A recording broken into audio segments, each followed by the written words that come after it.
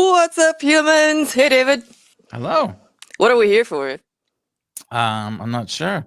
I think we've got a couple of events we were going to talk about, and We're here for some. Dayglow Show! Or Dayglow Ah, Dot Show. The show is not part of the name. It's a show called Dayglow. that too. I totally forgot. We got that as well. We should do that first before the other stuff. Okay. No worries. So we're called that because it's David and Alex Glow, and your last name is Groom as well. That's our catchy little catchphrase. And today we're looking at a thing called Jumperless V5. I'm very excited. We're gonna, as David mentioned, also talk to you about some of our recent experiences at events, including David went to 39C3. I went to CES. David's got a cool Raspberry Pi technology object, and I've got a thing from the Things Industries Ooh. group, and you can find all these notes, including future ones, as we derp around with this thing from scratch in our shared notes doc, which you can find in the description to the video. Where can you find the video that you're currently watching? You can find it at dayglow.show. We both stream to our channels, and you can find them on here, which is dayglow.show. And we've each got our playlist. I'm going to close these and save some space. We've also got links in the description to Jumperless. If you go through Shopify, I just learned. Let me check. What do you get? You get some special stuff. The ones, so Kevin told us, the ones from my store are shipped by me with love, the stencil, including the stenciled outer wrap and your name dymoed on the box. You get your box with a dymo label with your name on it, or whatever name you choose to give on the box, as well. And it also gives Kevin a little bit more profit off of those, which is awesome, supporting independent creators like our friend Kevin Santacapuccio, who makes these amazing things. And let's see. So let's, I guess, maybe do a real quick intro to what it is, and then we can go into the other intro things maybe as we get started. Also, lovely to see y'all in the chat. Always drop your questions in, and we will have a look at them when the time makes sense. Oh, I forgot to 3D print that thing. Okay, we'll get there. But since the crowd supply page has some cool info that's steady to hand, Jumperless is, as the name implies, it's like a super fancy breadboard, along with all these other cool things that I'm just learning about. Like, I mean, I knew about them, but like, I'm what? As well as being a breadboard where you can connect any point to any other point using software designed jumpers. So basically, you can use breadboard jumper wires like a caveman, but you can also use a stylus like a person of the future. Yes. This is Jumper Freeze. In the future, everything will be styluses. Yeah, someone else made the caveman comment yesterday, and it's so true. Like, why? Why do we still live in this world of little pieces of wire? Actually, I honestly love jumper wires. I think they're super cute and they're very colorful, but shh, not for this stream. Okay, so we're gonna do that in a bit. We'll probably be on for a few hours doing a deep dive on this, as the purpose of this show is we get a fair amount of hardware through our regular media type jobs, and we don't get enough time to play with it and actually like dig into it beyond the like intro getting started type stuff, or even possibly holding it up on camera and being like, isn't this cool? Uh, which we can do as well. It's very cool. Oh, also, David, I didn't touch base with you on this beforehand, but this may also be our first show with a fashion sponsor. Who are we wearing? Or at least who am I wearing? Oh, Oh, I knew it! we did not plan that. We did not plan that. Incredible coincidence. Truly shocking. But you had the shorts, because if I just get up here. Oh, never mind. I mean, yesterday I learned that Kevin had made jogger pants, like sweatpants, so I wouldn't be. Are you actually wearing jumperless shorts? I mean, I will never know, I guess. There are also, in addition to jogging pants, there's like jumperless booty shorts. Of course there are. Oh, I've Uh-huh. seen those. That's right. Uh, However, there is not a jumperless jumper, which kind of makes sense. Not yet. Give Kevin a couple minutes. I'm sure by the end of this stream there will be one. And it'll glow in Yes. the dark and be covered in pink, sparkly Sparkles, stuff. glitter, amazing. Glitter. That's it. Another cool thing about this piece of hardware is that it's, as far as I know, the only one that is covered in pink glitter. So, Ooh. brilliant product ideas from Dylan here. Take note, everybody. I know they're racing to their manufacturers right now. Okay, so tell us about 39C3 because I keep babbling. Oh, awesome. Yeah. So between Christmas and New Year's, I got on a plane and headed to Hamburg in Germany for my first Congress. It was something I've wanted to go to for a long time, kind of fantasized about, but never really thought I would actually get to go to.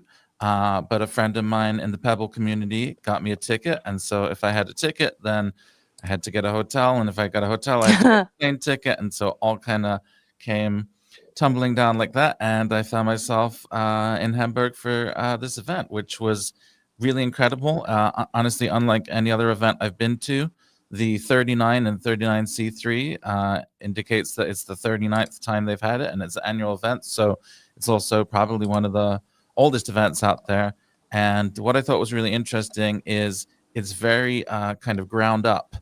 So we had a Pebble Rebel assembly, which is just like people who are interested in pebbles sitting at a table, helping people repair their old pebbles or get started with pebble development or grab stickers or kind of whatever you want. And it's like anyone can start an assembly around whatever interest they have. So in addition to the kind of things that you might expect around software development and hardware and security and things like that, there was how to make kombucha and all kinds of interesting probiotics and like just any kind of interest that anyone in any of our friend groups might have was represented there, and then a bunch of stuff I'd never heard of as well. So really incredible, really welcome event. Sorry, Alex, it sounded like you were gonna jump in.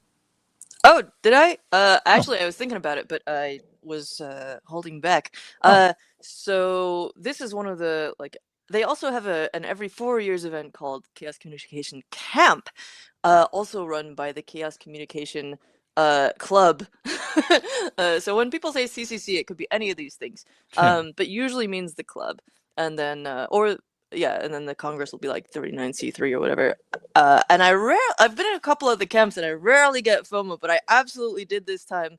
Fun factoid is that we are both on chaos.social, which is the Chaos Communications Club's Mastodon That's right. This server. is their home Mastodon. I finally went home after just being a chaos poser for however many years on Mastodon. Wait, in what way were you posing? Well, because I'm saying like I shot JR at chaos.social and never socialized at any chaos events, so Oh, kind yeah, of a I see. lie. But now Makes I sense. can now I can talk the talk and walk the walk and Heck other yeah. things that rhyme with that. I do have some things to show off as well that I brought back Yes. from the event. So one of the other cool things about the event is the infrastructure. So they move into this Congress building, just take over the entire building, the network, the everything. And first of all, here's my bracelet just to prove that that I really did go.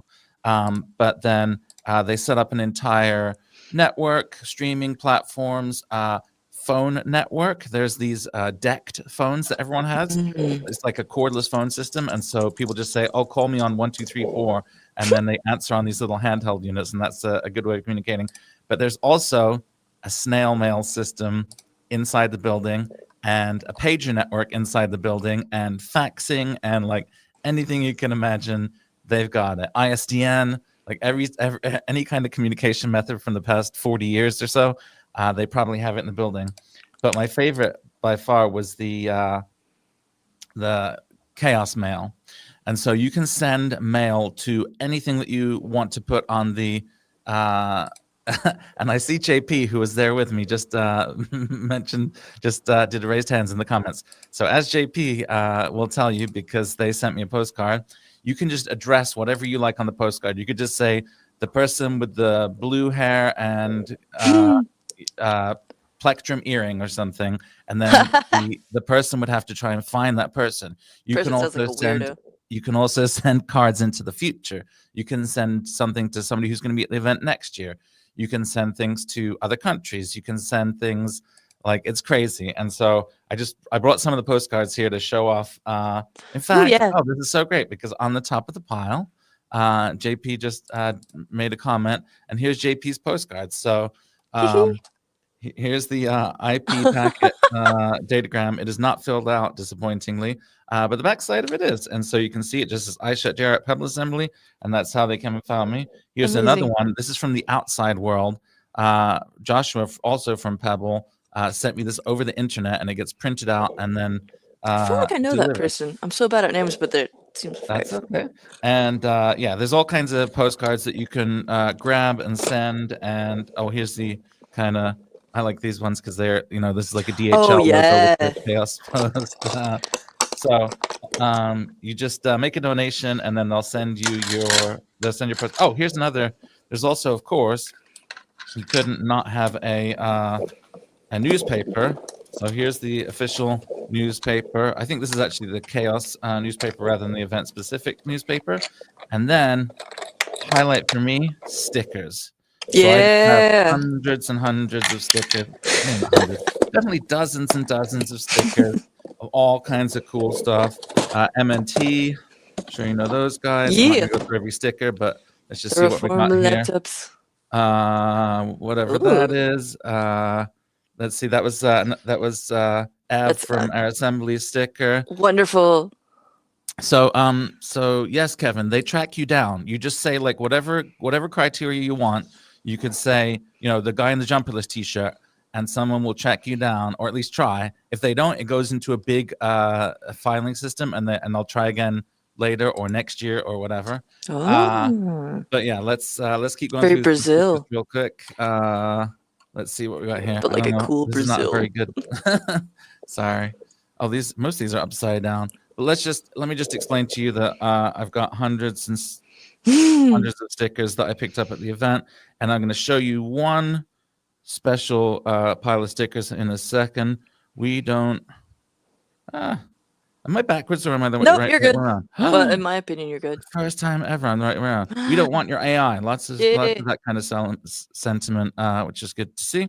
But the best sticker of the entire event for me were these ones given to me by Bleep Track. If I can figure out how to move my hands. Why is this so hard? Okay. So these are NFC, not NFTs, but NFC stickers that you can tap on, and generative, not generative AI, but generative art piece will come up. A completely unique art piece will come up on your phone, and each time you scan it, it's a different one, and it logs how many people have scanned it. And so these will be appearing in various places in Ann Arbor when I get a chance. I've already put one up at Fleetwood, and I'll try and get some more.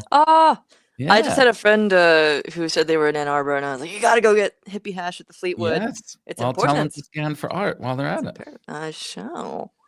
And yeah, so these are some of these tap for art thingies. They even move around as you scroll. Bleep Track is so good. Yeah. Good stuff. And one thing I wanted to share. I like Dylan's idea of an entire house out of stickers. I have a couple Trapper Keepers full of stickers. I've got just random product boxes that I chuck them in someday. And laptops, of course. I also got 2 really great earrings, which I should have put batteries in before, but I'll just maybe I'll do that in a second. But this is an earring by the creator of TinyGo. And it's a pretty dense LED array there, and then I'll get it powered up and show you it instead of trying to describe it. And then along a similar theme, I have another one that is also a circle and also an LED. It's a very similar form factor, but this one is even denser. Danga! and I'm not entirely sure who created it, but I got it from the MNT booth. I don't know if Lucy from MNT was specifically involved in this, or they were just somehow affiliated with this. But I'll get them both powered on so you can see them because they're both pretty excellent. Stray says, "Send me stickers for archiving." I'll definitely give you some stickers when I bring you your T-shirt that I owe you as well, and your bubble tea that I owe you as well. Tan says MNT versus framework. I'm not sure if there's a battle there going on, or I would say those are kind of. I understand they're similar, but I would say MNT is quite a bit in a different kind of league than framework. Framework is nice and repairable and a little bit more mainstream than MNT, which is a very niche ARM-based couple of devices.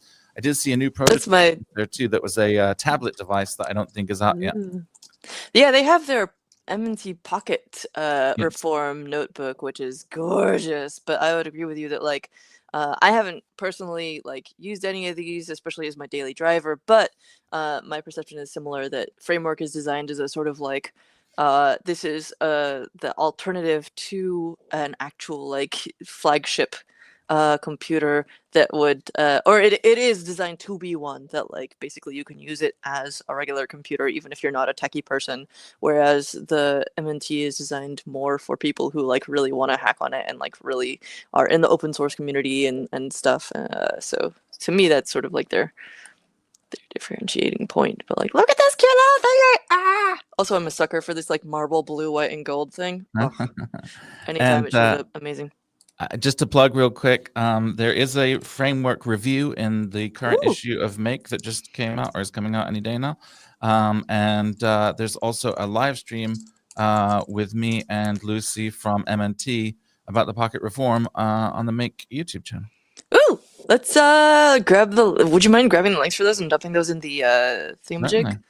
And by thingamajig, I mean our shared document where I have just dropped that tap for art link. This is a specific one from one that I scanned before, I suppose, that Bleatrack sent me in the mail, which is always lovely. I'm working on setting up a new P.O. box so that I can get more stuff, including yesterday there was the Maker White Elephant gift exchange, which more on that in a bit because Kevin was also part of that and ended up getting one of my thingies, and I got a zapper from Dylan who's in the chat here.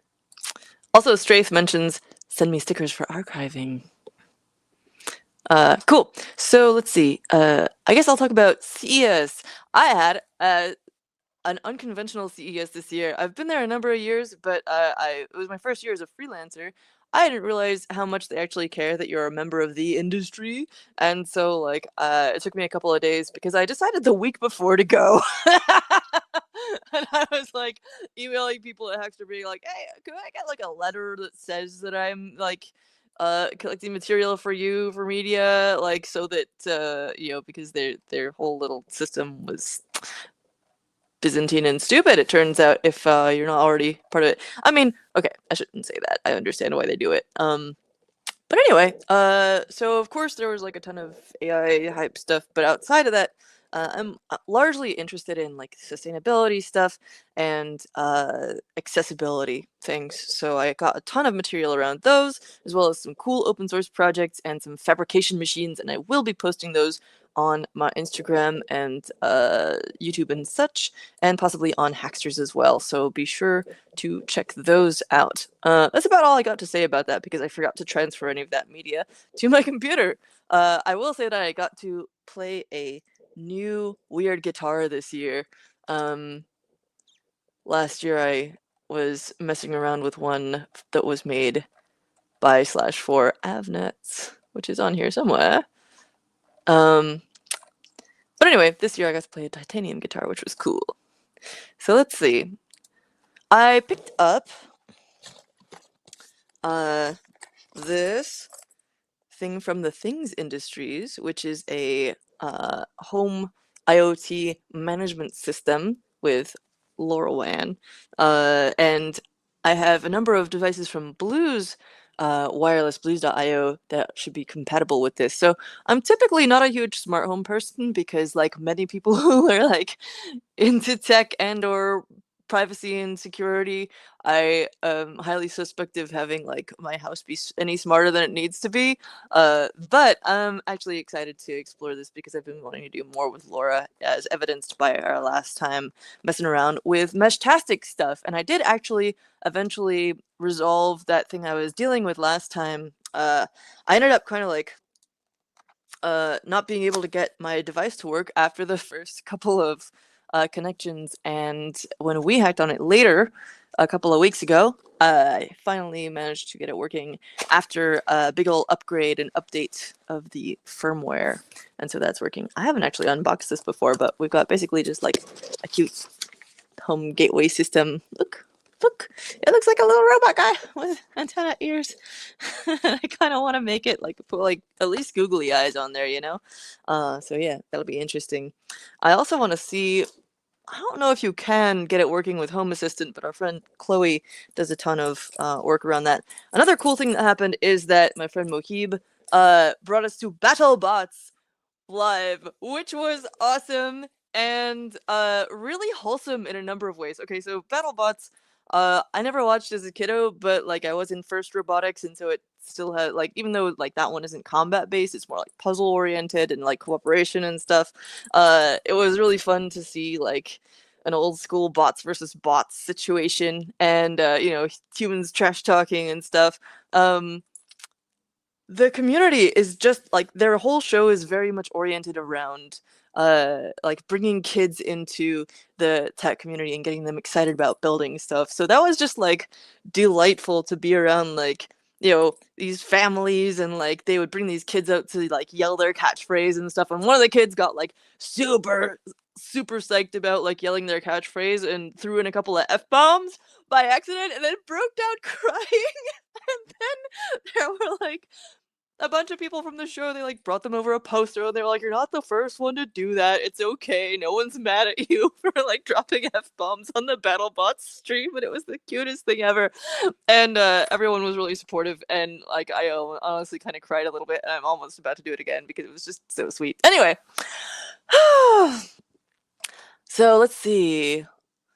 Oh yeah, 1 week before is quite spontaneous for CES. That was, I probably wouldn't do that again, but I did have a great time, and I think that it was worth it because, or it was actually kind of optimal in a way because my social battery is pretty low, but I got to spend the evenings like catching up with a bunch of um, professional network people, and then also got to spend like the last day plus an hour at the conference, and that it was kind of like the perfect amount of CES personally. We got a question: do they have carrier pigeons at CES at CCC? David? I didn't notice any, but I wouldn't rule it out. They had pretty much everything else. It wouldn't surprise me if they did. I wouldn't be surprised if someone brought like robot ones, like you know, birds are robots kind of thing. Birds aren't real, but Oh, by the way, ooh. I got this earring powered on Ooh! while I was listening Yes. to your CES, and I see what it seems to be just going in a circle right now, apparently. But it's also doing a Um, sound reactive thing. well, that's what I was gonna say. Oh, it's doing both? Okay, yeah. That's what I was gonna say Yeah. is sound reactive is by far the coolest mode. So as long as it's doing sound reactive, I'm happy. It's doing both. It's quite Okay, nice. perfect, cool. Yeah, it does several different modes. There's a tiny, tiny button on there that lets you switch modes, but Yes. this is the coolest one. Absolutely, we should do that, Straith. I am so down to make robot carrier pigeons and go to CCC together next year. For those who don't know, Straith is actually like a full-on academic person who has like studied and built like companion bots. So I'm obviously obsessed with companion bots, and I wanna been thinking about building a new one this year, maybe. And then like Straith. I'm gonna try and pull up your awesome site, but like robot social engineering. At some point, I have a goal to like dig through all of this because like I think that this is really, really, really interesting. Social engineering as performed by a social robot. Like, I think a lot of like there's, you know, been more actual commercial companion bot type things, and oh my god, this year at CES, the amount of like AI-powered companion bots for your children. I'm just like, Oh ah. no. And then Here's the like, other Tiny Go earring. It is just in Yay, going nice in a things. circle mode right now. And this one you can program with Tiny Ghost, surprisingly enough. Also, that looks like an Oshpark board. Love that purple. Oh yeah, I'm not sure. It's Maybe from not. Germany, so it might not Yeah, be. yeah, yeah. Yeah. But still interesting. Yes. I wanted to not skip over the question from Dylan. Yes. There wasn't a ton of stuff I saw at CES regarding that the specifically like audio stuff. Although, oh right, yeah, because I said that I was looking at stuff for that. I saw a lot of stuff around like guidance. So there was like a fancy guidance cane that would like drive itself around and guide you that way. So there was a lot of like visually impaired people aids and stuff. I and like there was also like a little motorized wheel that you can hook onto a wheelchair that will like power it so that you don't have to like get a whole new expensive powered wheelchair and stuff, and you can just fix that part if it breaks or whatever. I did not see a ton of stuff for deaf people. There's always a few where they have like some kind of fancy glove that's trying to like either interpret sign language or whatever. But I always wonder like how much they actually involved people with hearing impairments in that process, or hard of hearing people. I don't know. But yeah, lots of interesting stuff though. I gotta like go through and actually categorize all that stuff. I finally got it put into a spreadsheet, but I still gotta dig through. Uh, the Things home gateway system is cute. Um, Living inside a space. Whoa, cool. Whoa. See, that's awesome. I have a thing where I leave a light on in my place when I go out because I read somewhere that you know, sometimes people will like, if you go in your house after dark and then, if someone sees a light turn on, they'll know which unit you live in or whatever. And like, this is just me being super paranoid, but I'm like, okay, tuck that away for later. Um, there was something else that was, oh yeah. So on the subject of earrings, were you gonna say something? No, I've done all my earring talk. Okay, so I got some earrings too. Haha! This is related to my new prototypes. So one thing that I love about events is this exchange of stickers, of like posters, of technology and stuff. And so last year I really wanted to bring a handout and a trade item for events. So I ended up making a ton of these charmware PCBs, even though it's not finished yet. But also making a couple of prototypes. So like this is what the bear board looks like. This black one. Zoop. And the back. I was listening to a show called The Magnus Archives while I was making this for extra arcane inspo. But finally turned them into a couple of prototypes. For years I've been planning to work with beetle elytra, aka wing casings from these jewel beetles. So this one has just like a little blue guy underneath there, which you can see better in the dark, obviously. Also, I think the battery's low.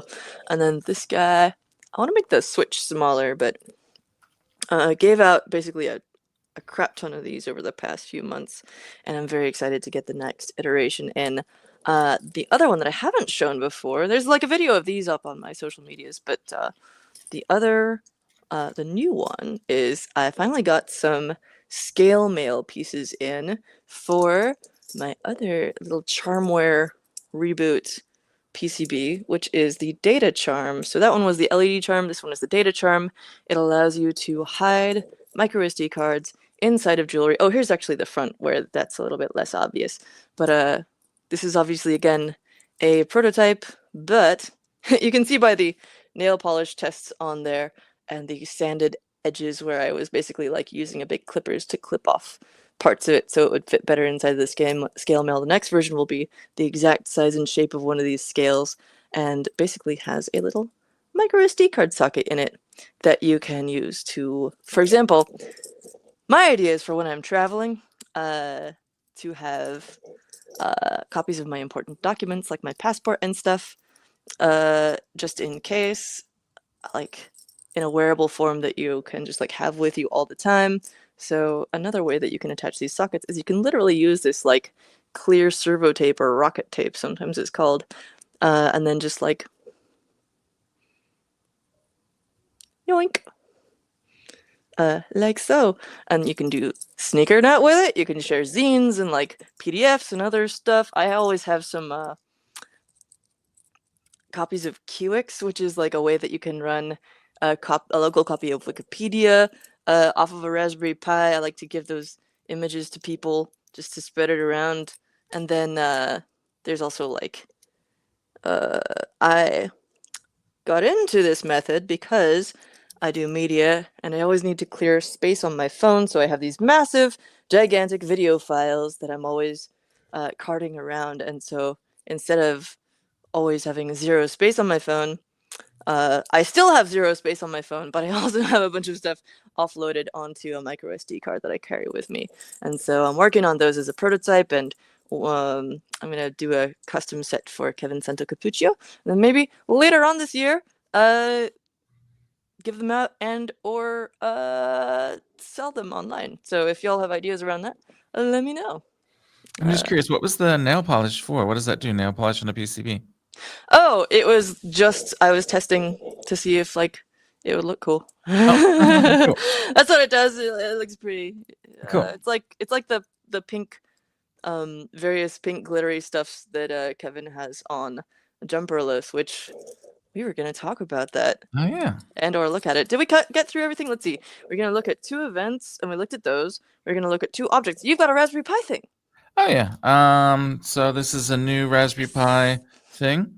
This is the Raspberry Pi AI Hat 2, AI Hat Plus 2, and Knuckles. So this is similar to the previous unit, but with upgraded high-low, or however you pronounce that word right there. Did you say board Knuckles? on there. What's that? Did you say Knuckles? Yeah, Raspberry Pi AI Hat Plus 2 XL with Knuckles, like the 3DS, new Super Mario 3DS kind of meme.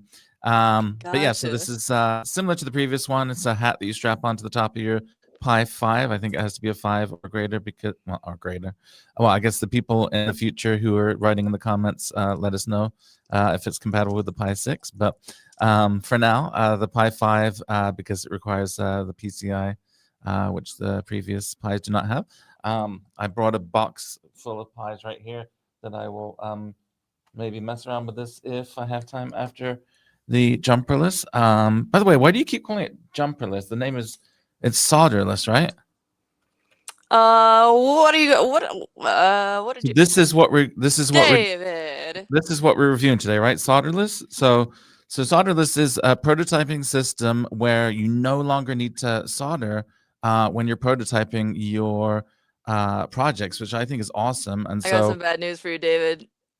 I think I think that might be something. Is that from 20 years ago? Is that how when is that, David? There's no date on it. I don't know.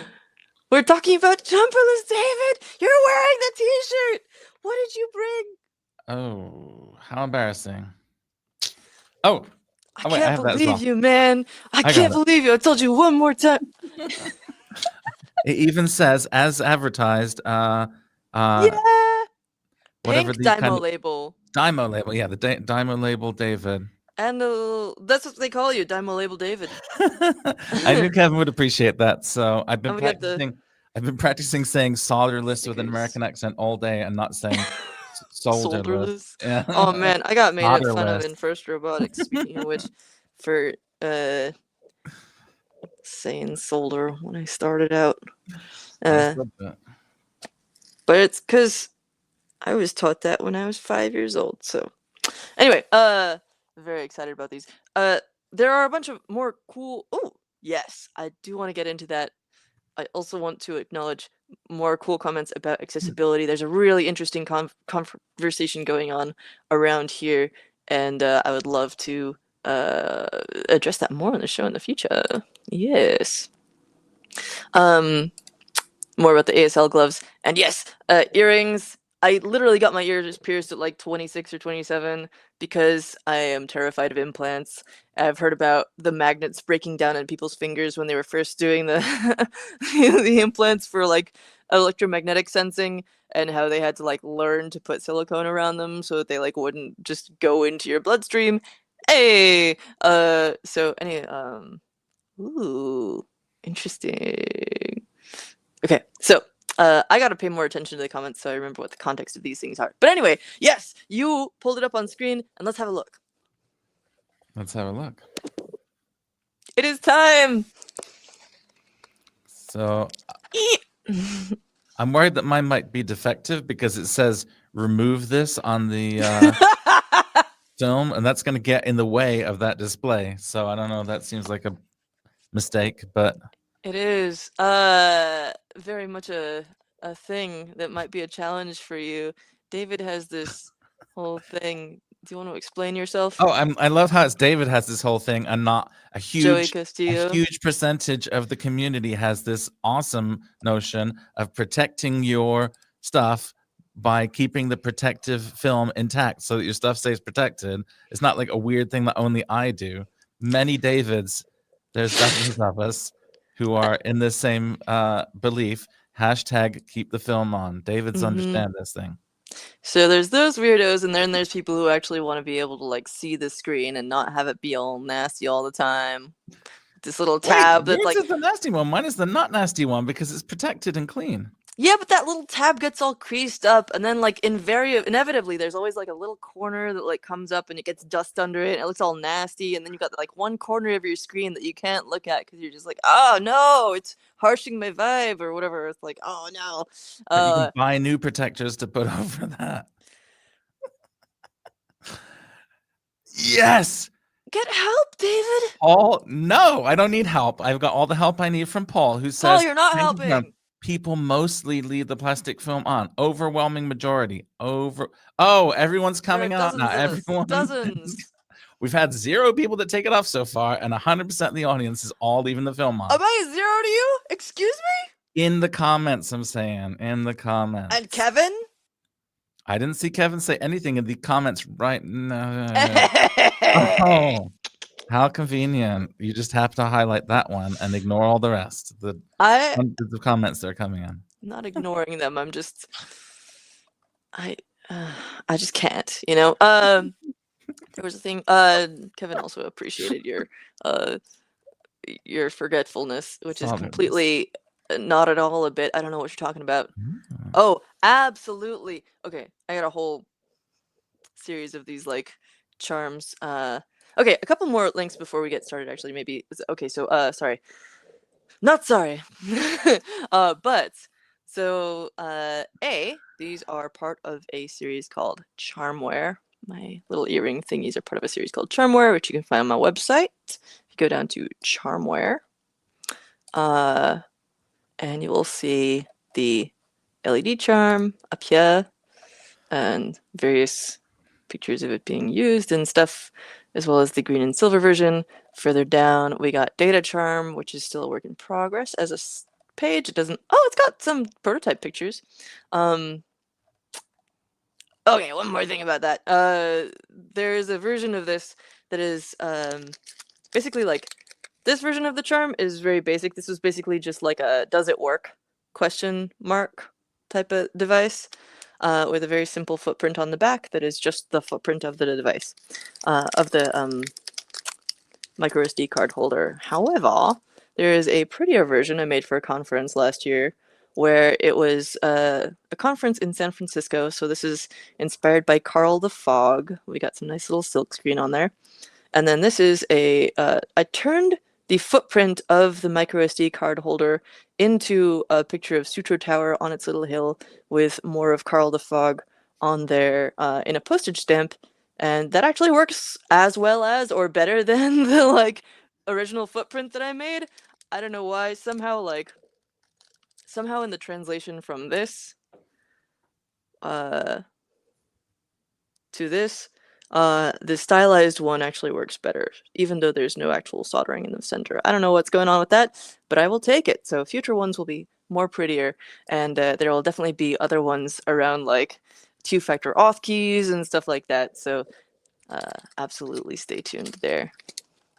Oh yeah, see this is the thing. This is the thing right here. It is much more satisfying to remove the film years down the line, and it's like new again. Absolutely. Is that Daniel there? feel like I know who that is. But let's see. More. And then more like, oh, here's an It's a interesting little take. nuanced. Nuance. Do we do that here? David, is that allowed? Perhaps we can try it out. It's overwhelmingly keep the film in the on though in the comments that I'm seeing. I see you're just selectively choosing a I'm tiny not. fraction. Paul is on your side. Right. Like, Paul is the creator of Teensy, pjrc.com. And I did bring a couple of those because I saw you in the comments. Repeat audience member, very cool person, and I respect you a lot, Paul. And I realized that also like technically Paul did not state an opinion. Paul very diplomatically said that there's data to suggest from admittedly a limited subset of people that are specifically teensy nerds that most people leave the film on with those things. But Paul is on your side with that. I would say that's like an elite group that who deserve their opinions to be really respected. Or possibly a loud minority who self-select because they are strange and unusual. Wait, I see those as good things. I'm not winning this, am I? No. Okay, fine. Maybe some more people in certain subcultures leave the. Okay, I'm just gonna make myself some more tea. Where's my tea? And we're gonna move on from this. Not because I'm losing the argument, but because of time constraints. And we're gonna look at Jumperless.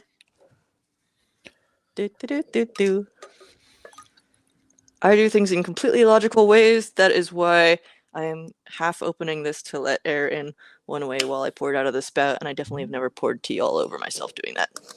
All right. So, what do you want to do with your Jumperless today, David? Any ideas? Well, first of all, I just want to show off some more Jumperless style real quick. Yes. Because I realized with the new Jumperless, we don't get to use this anymore. I was wondering about that because so there's like there still isn't a page for the previous version of the Jumperless, and I'm going to actually. This is a mini USB Jumperless with a sparkly cable, and I was like, oh wait, so I just found the closest thing I could, which is this soldered e-ink display purple. Yeah, smart. And then I just wanted to also show what the packaging looks like, and as widely documented, I had a Jumperless box, not this generation, but a previous generation with glitter on the outside in my backpack, and there's still pink glitter in my backpack. Carrying that box around. It's the gift that gives on giving. That was before this generation, where it was the foil. There was ones that had pink glitter, and it would all get in your hot chocolate. And oh man, if that happens, you gotta write a review. Like you can't be having that. It's like what kind of unprofessional? I'm gonna pull up my whole screen here while I'm doing this because there's some older versions of the page you can still find, as well as. Okay, so here's Jumperless V1 still on Tindy. You can still get it. That one is $299 dues. And then the new one is look at the other page, $369. But also, if you look on Kevin's other pages, you can find other stuff like these Nixie tubes. Oh, I'm not showing it on the screen. Whoops. Here we go. Like these Nixie tubes hooked up to a rotary dial telephone system. Incredible. Okay, so here's the thing I was saying about dollar dues before. Here's the new version. Card supply, and on the shop. You can also get the OG one on here for $50 less, it looks like, actually. Nice to know. $239 for the old OG, which you can also get for $299 on Tindy. So another reason to go through the direct shop, being that you can get a better price. Subscribe to the spam. What? Hopefully Kevin will jump in the comments and tell us which site we can find the hot chocolate complaint on. Oh Because that was yeah, a reference to a specific user complaint, I believe. that is actual lore. Yes. Oh man, is it like in here or something? And to Or be what clear, was it these like? are manually dragged through glitter by Kevin by hand, I believe. Yeah. Okay, so let's have a look at more of the prettiness of these things, because there's okay, so even though it's not a sparkly glitter cable anymore, you do get all these things. And so you not only get the breadboard, which you can 3D print new covers for the pins, as well as a little base thingy that Kevin linked me yesterday, and I forgot to actually print. But I should pull that up. Maybe you can drop it in the comments actually, and I will put it in our live doc for later 3D printing. Or I could not be lazy and look it up at some point, but that takes away from my brain cells that are available, which is a problem we've had before. Then we get these other things, which I'm going to find out what those are. David, do you happen to know what these are? So the top one is the nano adapter, which is now also the screen adapter. And the bottom one is the thing that I totally know what it is. It's for the bus pirate adapter, I think, isn't it? Oh, cool. I'm sure Kevin will jump It in. looks like in a the couple comments. of. Okay, yeah, it says ADC, DAC, GPIO on there. So we got an analog to digital converter, digital analog converter. What looks like an FPC flex cable adapter, and a couple of quick or similar I2C plug and play thingies. But we'll soon find out. As per usual, I meant to do a bunch of like digging through the docs and stuff before the show, and I did not, but that's why we make time for this, because otherwise we never would. Speaking of the docs, there are newly revamped docs.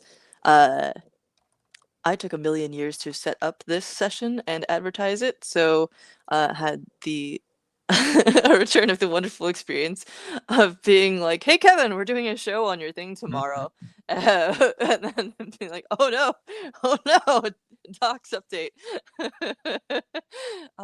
Why print a manual when you can print a box instead? Ingenious, indeed. So, beautiful documentation on here. I am all about that. One of the things that I love most about having been up close and personal with a DeLorean for about a year is that it came with this absolutely gorgeous binder full of the electrical system of the thing and like how to repair it and stuff. And this to me harkens back to that, just like it coming with all the information. And obviously this is in the docs page as well, but like, so tasty. Yeah. I mean, nerdy wizard. With branding like this, like how could we possibly resist? Like conjure jumpers with a magic wand. Irresistible. So the circuit itself is scriptable, which is ludicrous, by the way. One of the things I'm excited to do with this is save different layouts. So, for example, one thing that I like to do is have a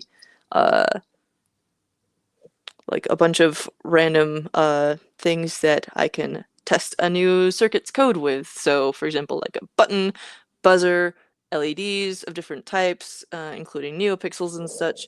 I always end up like making a new one because I always forget where I put the old one, and so it's like this is one for like neopixels and stuff. And but I could just like leave it set up and then like rewire it and like reload. Like here's one for like a thing with a buzzer and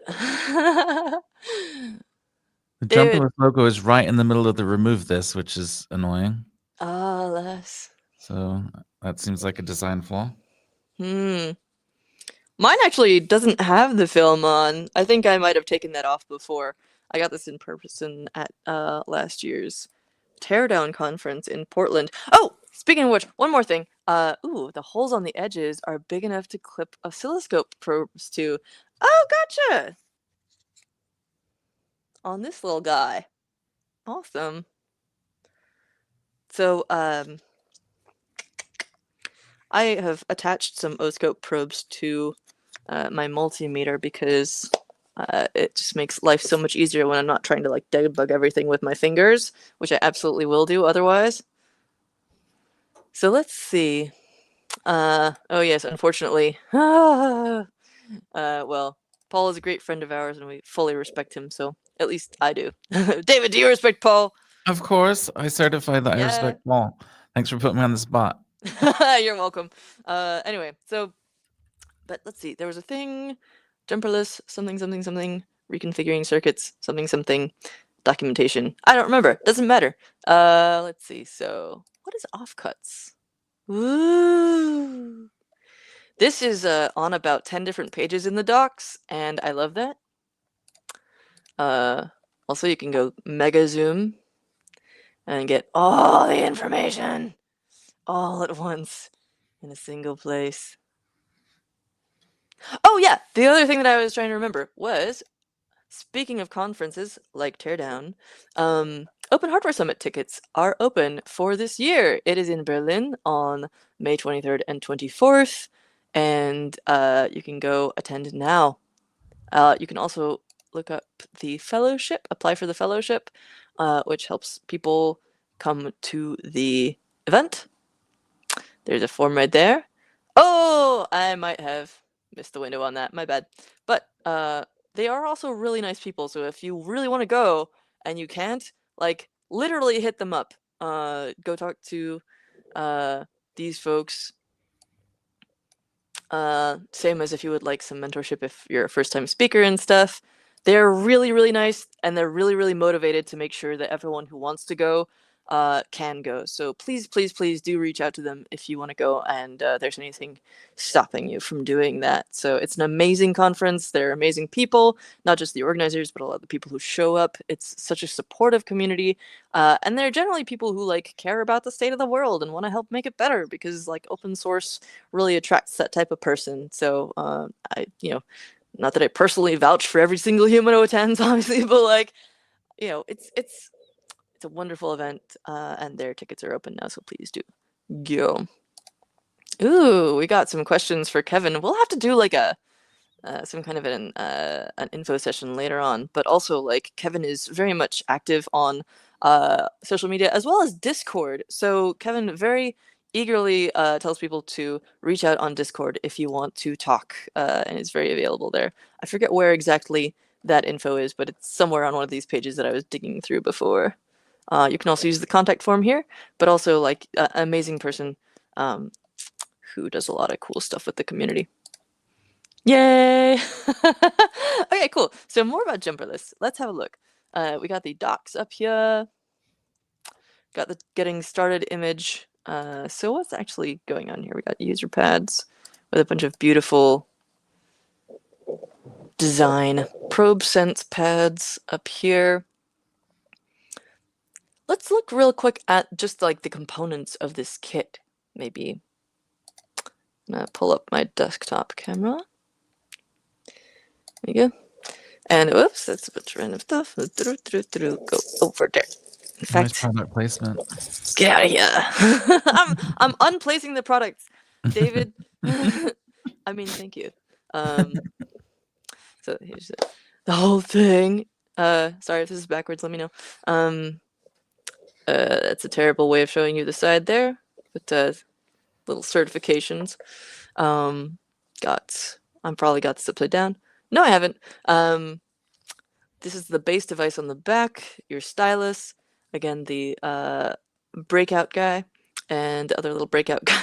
This is for the display, and you just said what that is as well. And then this guy is for hooking up probes and I2C devices and FPC things.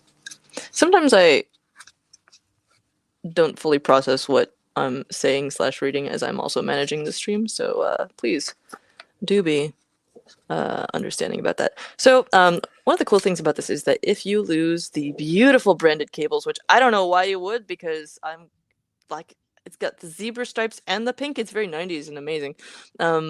Anyway, if you do lose those, you can use a regular audio cable as well. It is a TRRS, so one of the ones that has a spot for microphone as well.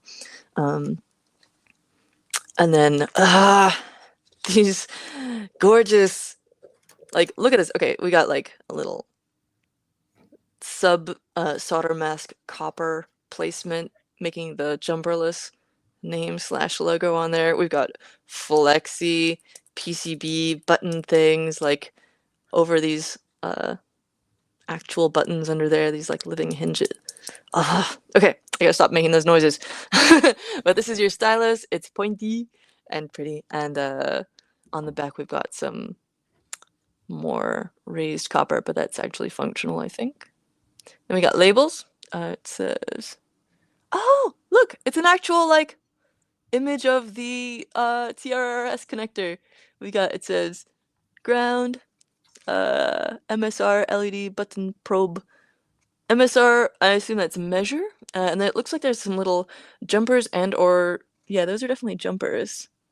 I'm curious about those jumpers now. Then we've got our main board with this clicky wheel.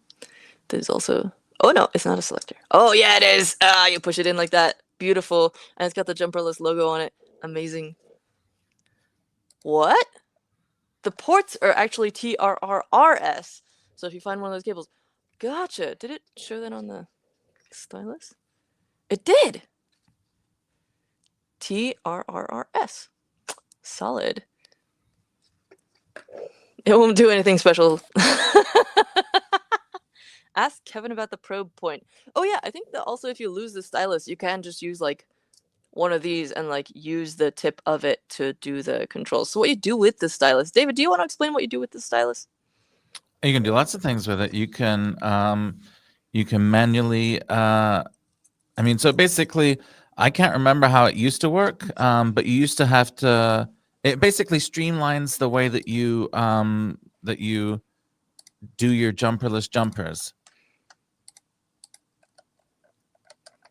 There is some audio happening here, but like. See there, right there. Yeah. Just touching the little pads on there. So I can't remember how the old version, how jumping worked in the old version, honestly. But basically, the stylus makes it, first of all, so you don't need a computer. And oh, what's happening there? I believe someone has programmed an LED matrix to do a cool little snaky animation. Some mischievous spirit. Also, yes, you can play Doom on those backlight LEDs in the pins there. Oh, it's like an acrylic Jumperless logo on a servo. Okay. Amazing. Also, I don't think it's coming through, but there's some really good music happening right now. Oh, it's not going through, but a good demonstration of the jog wheel being used to play Doom, apparently.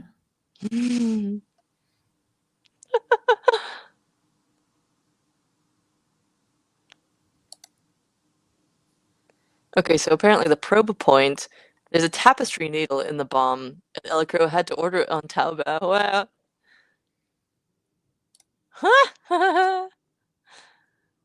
Still waiting for the brain control interface for the crossbars. Yes!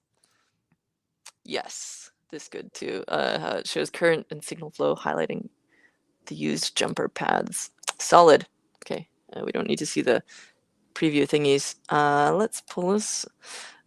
I always love to jump scare David by putting his face on screen without notice. Thanks. Yeah, I was just like I was probing my Jumperless off camera, and I don't know what it did, but now like every single LED on the thing is lit up, and I'm trying to figure out Ooh, what cool. it did. I haven't plugged mine in yet, so. Oh. Ooh, there's like a little note in here too. Safety info. Never put voltages above 9 volts or below positive 9 volts or below negative 9 volts anywhere on this board. Don't use unpowered. The crossbars need power to block voltage too. Huh! Don't power externally. Use the internal power supplies. It can be powered from the 5 volts pin on the nano header or the FPC adapter instead of USB. External signals are okay as long as the board remains powered. The probe tip is always at 3.3 volts. When the switch is set to select, it should only be used on the gold probe sense pads. Oh, probe sense pads. Okay. Where's the switch select? Maybe it's this guy. There's also the back of it, which I didn't show yet, with more beautiful add-ons. And here's an FPC connector.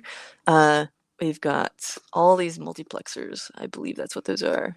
I could be making that up. And then there's got a little button, which might be a reset, but we'll find out. And then these are all labeled. Interesting. A, B, C, D, E, F, G, H, J, I, J, K, L. Ooh. Okay, what else we got? Don't stab yourself or others with the probe unless it's in self-defense. Always good tip. The board gets fairly warm in normal operation. If it ever gets hot, unplug it immediately and let Kevin know. Do not eat your Jumperless V5. No word on whether or not that includes the connector or the accessories, which is a bit of an oversight in my opinion. Like, this looks very edible to me. Look how it's so flexy. It's very supple, it's very noodly. So maybe a little clarification from that, maybe in the docs. When in doubt, don't hesitate to ask. All right. And then we got the same stuff, presumably, but in German. Jumperless V5, V5 inklusive sämtlichem Zubehör ist nicht essbar. Okay. There's extra information in here. Does that mean also the accessories? Is that what that means? I'm gonna look it up. David, do you want to do something actually like host-like? Oh, sorry. No. I'm just saying I'm abdicating my responsibilities for a moment to do something useless. Cool. I was just messing around with my Jumperless, trying to remember how to use it. Doing the thing we're supposed to be doing? Yeah, well, I got it in a weird state, and I was trying to figure out how to get it out of that state, and apparently unplugging it and plugging it back in totally did that. Sorry, I'm just seeing what Kevin's comment is. It would disconnect everything, connect each row to an ADC really fast, looking for a PWM signal from the probe. I'm not sure what that was a response to, but I was trying to remember how it worked before the probe, because I know you said you got yours from Teardown 2025, but at Teardown 2024, the previous generation, oh, that was on the old Jumperless. Okay, on the previous generation, I know we made our own probes by hand, taking a sewing needle and wrapping some wire around the tip and then soldering that in like a sort of shoelace type situation, and then jumping this header into the... So you say before the probe, but that looks a lot like a probe to me. Right, so this is V4. And but surely before V4 there were probeless Jumperlesses.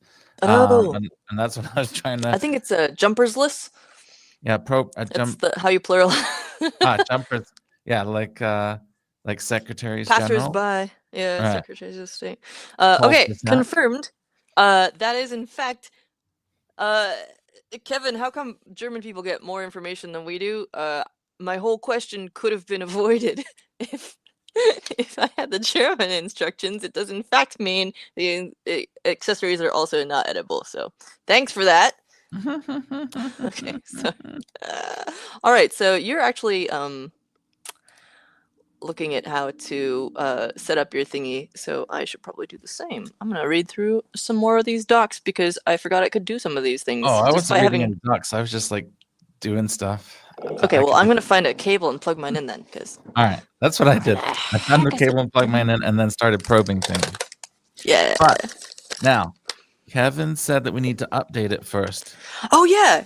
I think he said that it would automatically update if something, which was definitely real words when he wrote it. Yeah, so. Okay. That was the question I was asking earlier. So Kevin said you could use Walkwi. You could use Walkwi to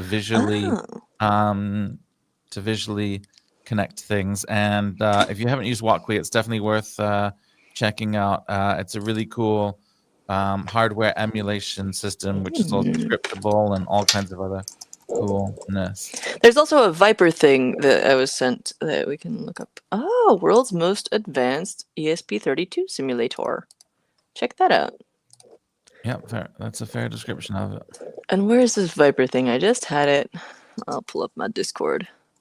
Oh, I don't need that coming up on the screen publicly. Okay. Okay. All Jumperless has happened. Found Jumperless V5 at F:/ because I'm on Windows. Oh, I Copying see. firmware UF2 to Jumperless. All right, I think my Jumperless is updating. Oh yeah, it says updating Jumperless to 5.6.2.10. Let's see. There was something in. I'm finding the channel where there was the Viper thing. Oh, I'm glad I looked at this because Kevin also shared. Oh, here we go. Viper IDE. Haha. Okay, sorry. Brain cells. Doing a different thing right now. So,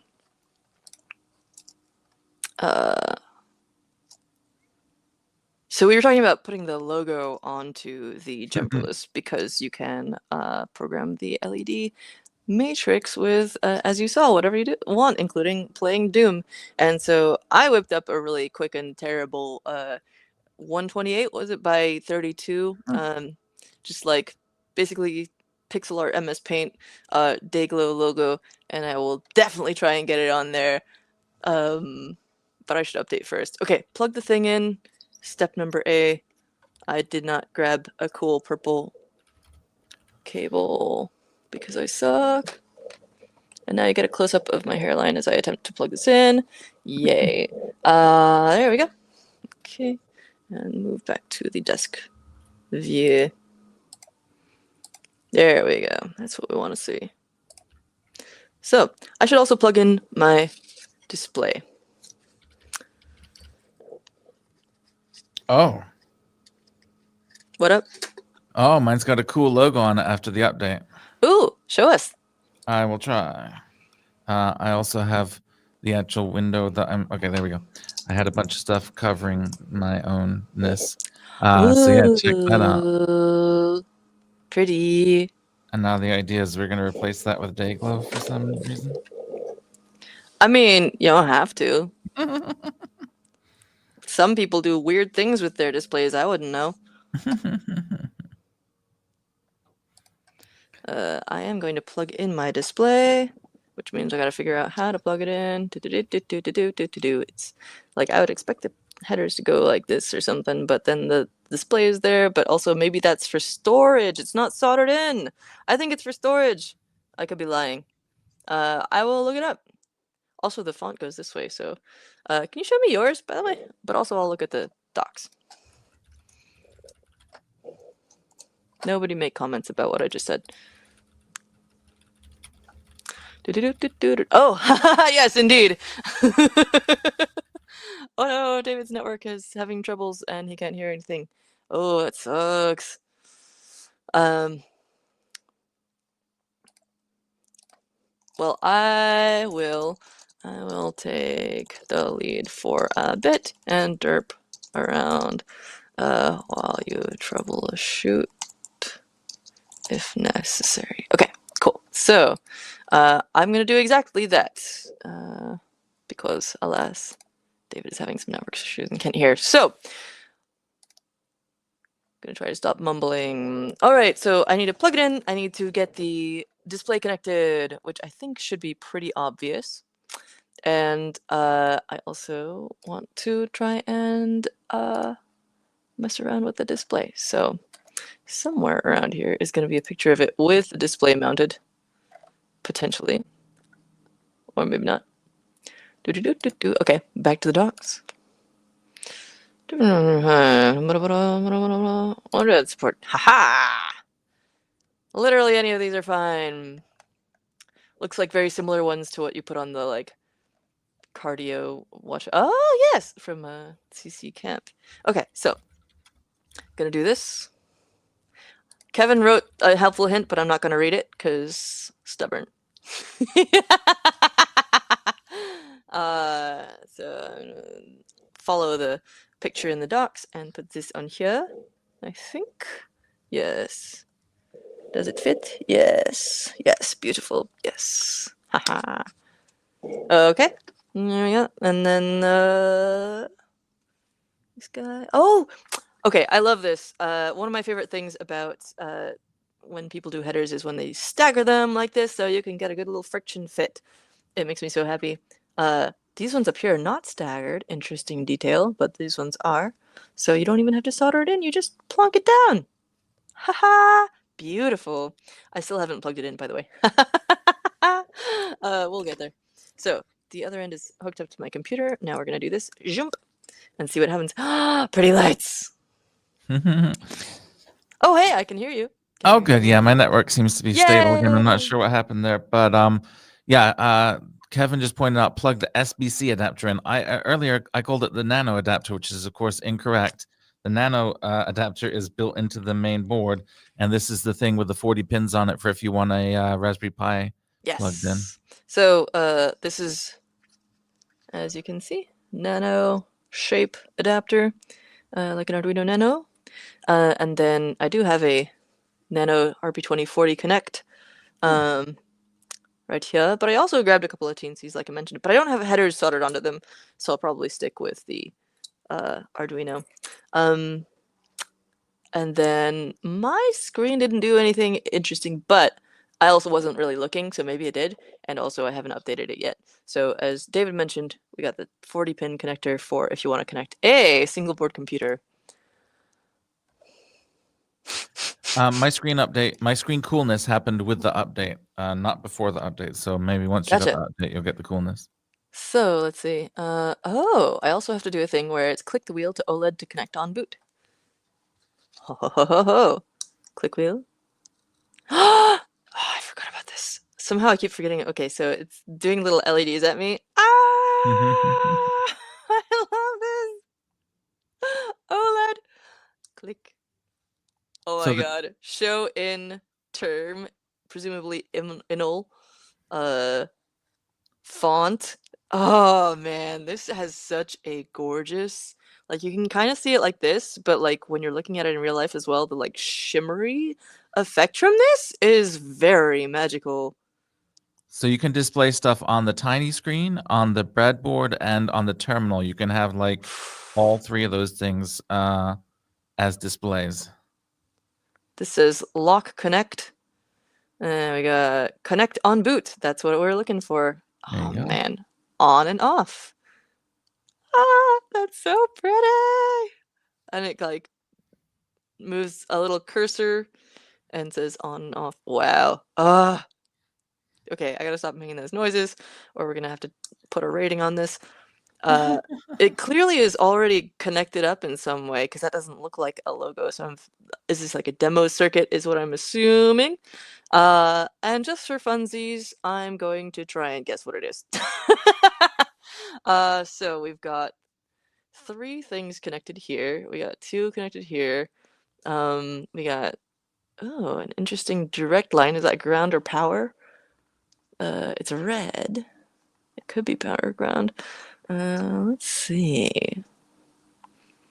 I have no idea, but if there's 3 things, I would assume that would be power or ground, maybe.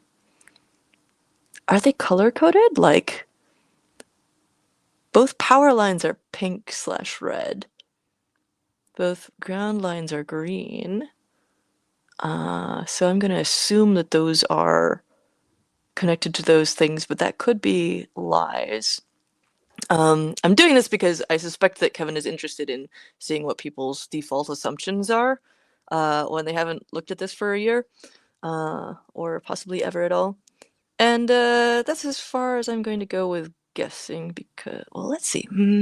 So this looks like it would be a thing hooked across either a buzzer or like an LED or possibly a button. Yeah, I don't know.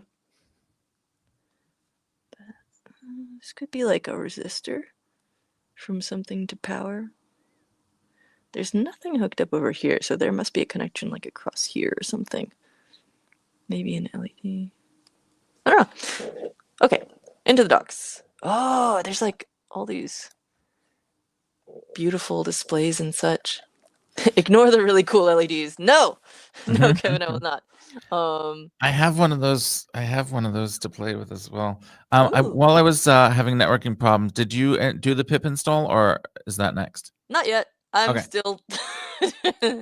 Yeah, beautiful shimmer. Apparently I did not actually turn the thing on, so I'm gonna go back into there and do it again. Oh, was I even showing you when I was doing the fingers on the board? Oh well. Yes. Okay, good. Thank you. Back to connect on boot I and just discovered that the on. dozens of stickers that I was showing off earlier and slowly just putting onto the keyboard of my computer are now like 1,000 degrees. My laptop is on fire from being covered in stickers. Oh no! I'm rectifying that real quick. Cool. I'm gonna see if this button was in fact a reset button. It's not labeled on the board itself, but I'm gonna hit it and see what happens. I don't think that was reset. What I did probably you didn't do? do it. I didn't see it.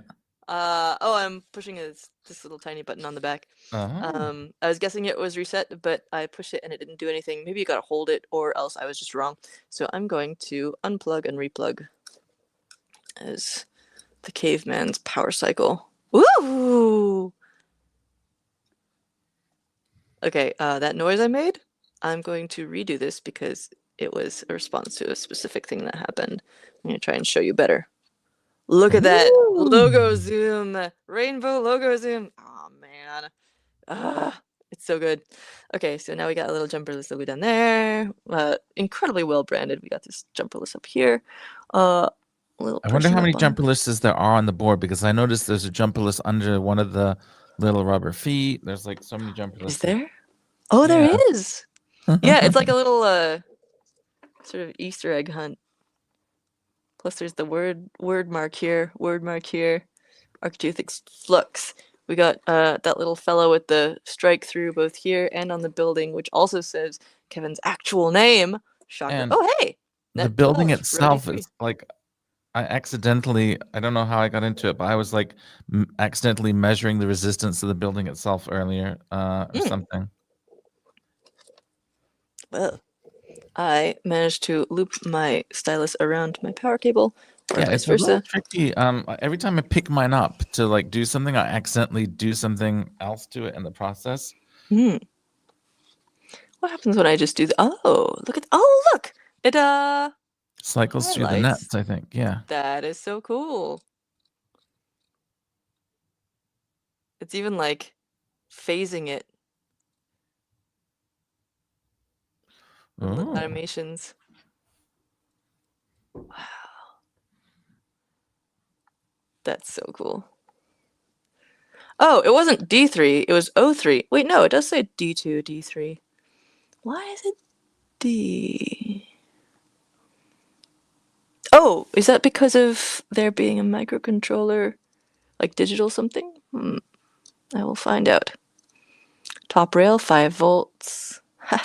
This is so cool. I could just sit here like and scroll through the default stuff for a million years, but I am gonna actually go update it. Also, we've Uh, got some cute little LEDs in here too. so Connect, remove, and measure. What? Kevin explained that the touching it with your fingers causes chaos, which explains why every time I pick it up, I end up doing something unintended. Oh yeah, I was definitely doing that too. So we've also got labels on the stylus. We've got a switch from select to measure. We've got yes, connect, remove, and no. So even though each of these is a single button, it's like yes and connect is opt in, remove and no is opt out. Forward and back type of logical. Wow. It's like you didn't just make one of these and call it a day. Oh yes, I need to print the stand, so I stopped touching the hardware. Kevin did send me the link for that, Yeah. and I will do that too. But yeah, there's a lot of stuff I've been touching. I'm gonna try to stop doing that. The I new keep probe is resistor. What? I keep picking it up to show the camera and stuff like that, and every time I do it, it completely changes the state. So I don't Also, have you it gotta now let on me know if you're cam. on camera, so I'll Oh just no leave no no! you I'm on just us saying. I'm both just on. saying. Like when I wanted to show the logo Oh earlier, I yeah. ended up going into some other mode, and so yeah, I think I need to just keep mine on the desk, and you can just show yours off while we do stuff together. Alrighty. I am also going to go off for a second and try to find this stand printable thing because that existed as well. It's not in our direct messages. Where the heck was it?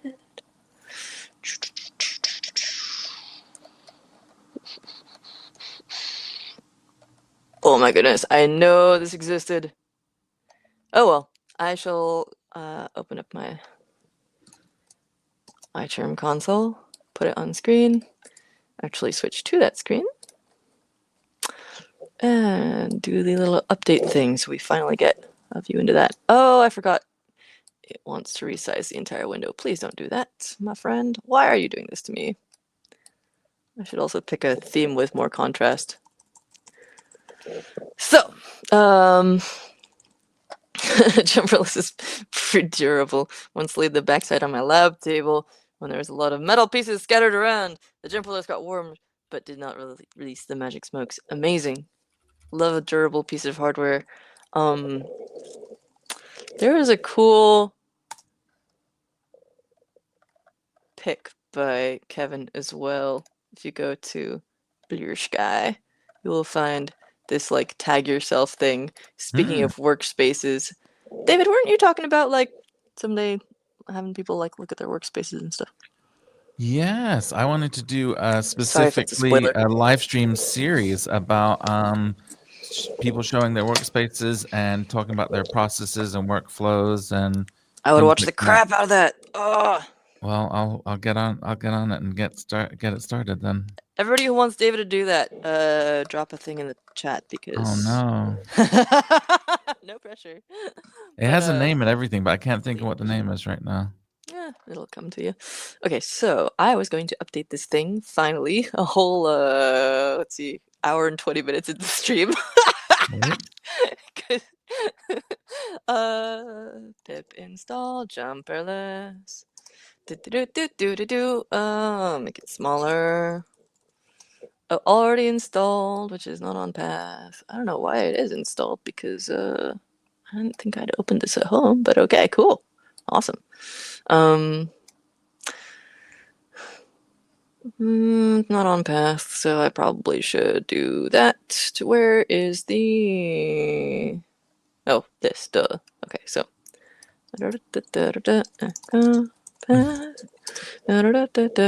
Was it export? I always have to remember this. You know what? I'm gonna do that later. When I'm not on screen, because I know that this is a very simple command and whatever. Jumperless. Ah! I thought you just installed this. Oh, probably because it's not on the path. Okay, fine. Yeah, I had the same problem and I had to add the path. Fine, I'll actually do it. Export to path.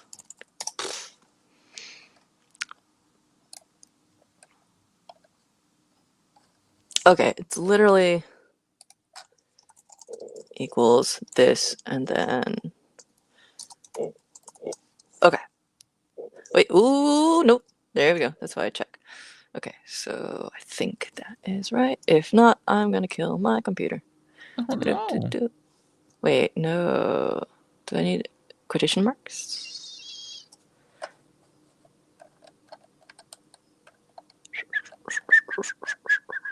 It's just frickin' syntax, man.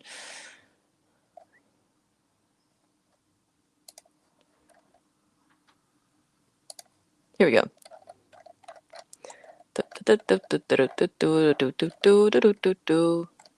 Someday I'll make like a little sticky note on my computer that says, stop giving me 8 million lines of context. Okay, I don't need quotation marks. And I could put the path variable first, but it doesn't seem to really matter. Okay. Do this again. Is it in there? Yes. Yay, cool. That probably should be in there anyway, actually. Let's try this. Yay! Looks best on a dark background, it says.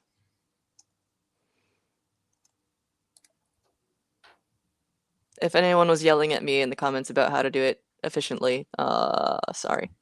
I don't think anyone... Oh, they weren't. Yay! But, you know, feel free to do that because I honestly have very little patience and memory allocated for stuff like that. uh,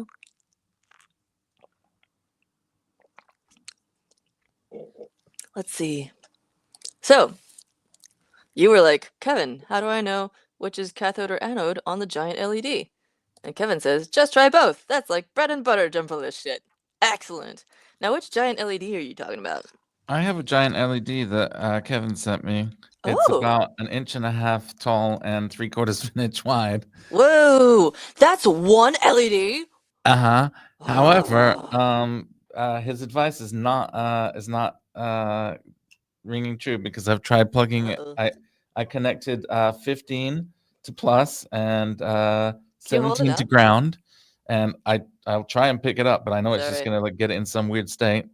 Oh, yeah, So here's even 15 better. and 17 ground, and Hmm.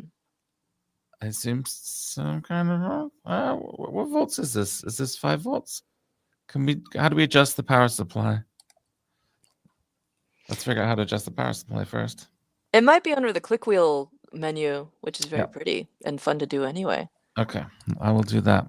Is that one of the dual color big diffused LEDs center common? Oh, interesting. Center common. How many pins does it have? As I said, there's only 2, so I don't think it's center common. Oh, okay. And Huh. unfortunately, those things, there's no indication of polarity anywhere on here that I'm seeing. I was right. It's under the click wheel. All right, click wheel rails both. Okay, click wheel. What else I can do? Oh yeah, I was curious what the deal is with that, if that was a default configuration, and if so, there's like, oh, it says measure. I must have put it in measure mode by touching it somewhere bad.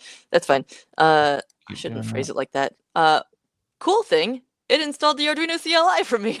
I never got around to doing that on this computer, I think. So that's great. It's doing its thing. Look at this massive Jumperless logo. So when you run it, you get this sick ass Jumperless logo. I'm gonna make it a little smaller so maybe it'll fit on the proper amount of lines. Yes. So my top rail is 0 volts. Should it in fact be something volts? Is that the problem? Is your top rail ground? No, it should be power. Surely it's power, That yeah. that might be part of your problem. Okay, my top This is really fun rail to is play 0. with. Sorry. Not sorry. Okay. No, that's great. That's what we're here for. This app looks best on dark background.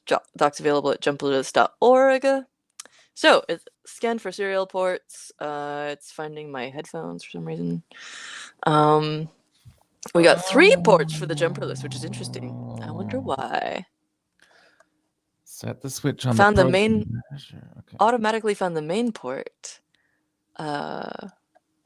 ENQ. Do you know what ENQ is, David? No, where do you see this? Here it says main port ENQ response. My assumption is that has something to do with the serial protocol. Enquiry? I bet it's enquiry. Trying to query or inquire 3 individual ports for the. Oh yeah, cool. It tells us what the ports are for. Main communication, Arduino programming. That's so cool. Updating to the latest firmware, downloading the latest firmware successfully, putting it boot select mode, waiting for the mounted drive. It's got these drives that you can mount. Are these going to show up in my file system? Yeah. Let's have a look. You can install apps and run I the don't scripts see and- it, but I might have to put it in a different mode in order to do that. What I do have in my file system is, so Kevin sent us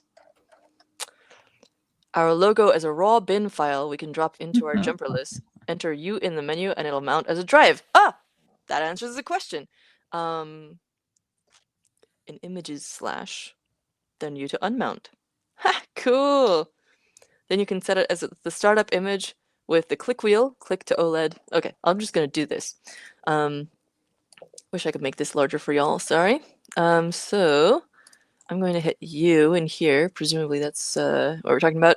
Also, this is powered by an RP2350 chip. I saw something somewhere about there being a new one coming out, but I forget what that was. So, copying the firmware, updated. couldn't. That's probably because it took a sec to connect. It definitely has reconnected. Let's look at the menu. Haha! Wow, I'm gonna screenshot this. In fact, I'm just gonna copy it into my personal notes. Oh, I'm gonna put it in the shared notes doc. Here we go.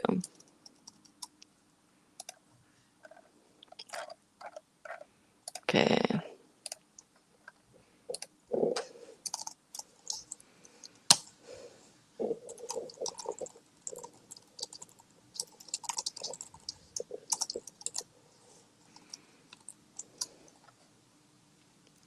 Cool. Sadly, it does not paste with the beautiful font colors. But I have a feeling that has to do with like syntactic highlighting in my actual theme, so.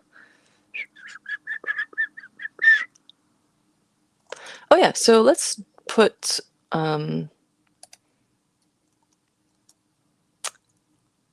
Walkway and Viper into the links up here. What is Viper? I know you mentioned it earlier, but It's an IDE, I think, that like an online IDE that Kevin recommended. oh, cool.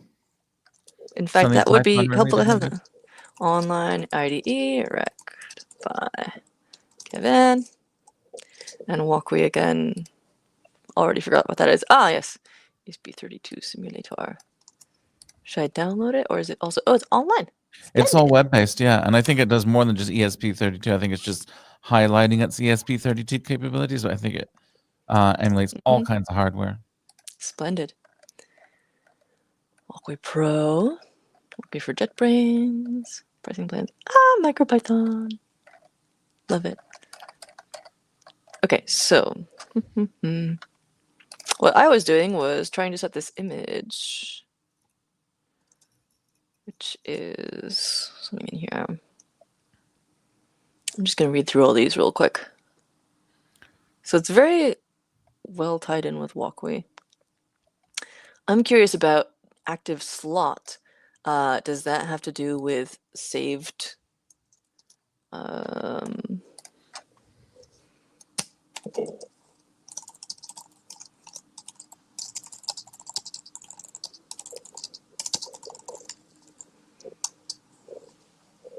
Question mark. And then we got what? Flash review with the assigned slot content. Oh!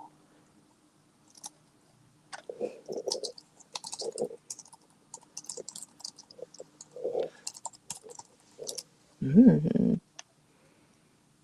Walkway debug output, Arduino CLI upload configuration. Oh, that's cool.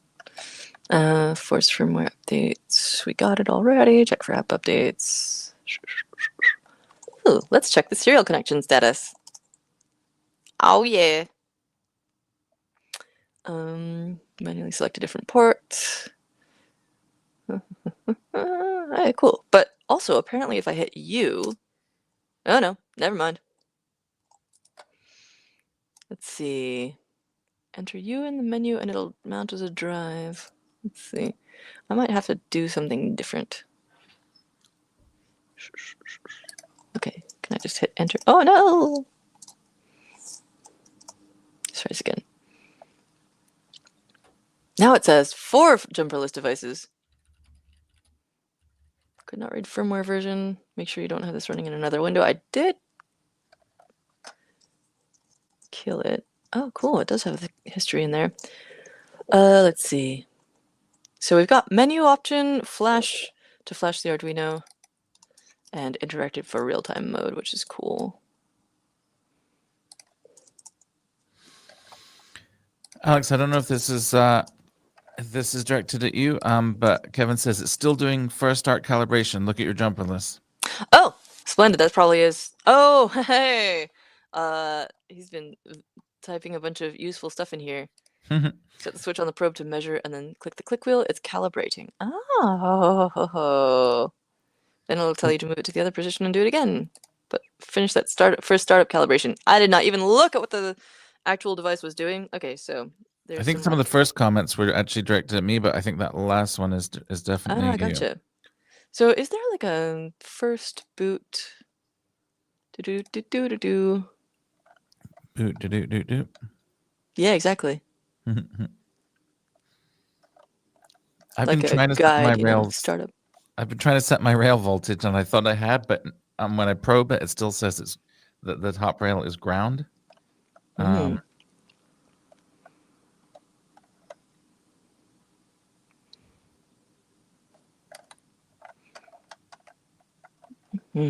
Rails Okay. both.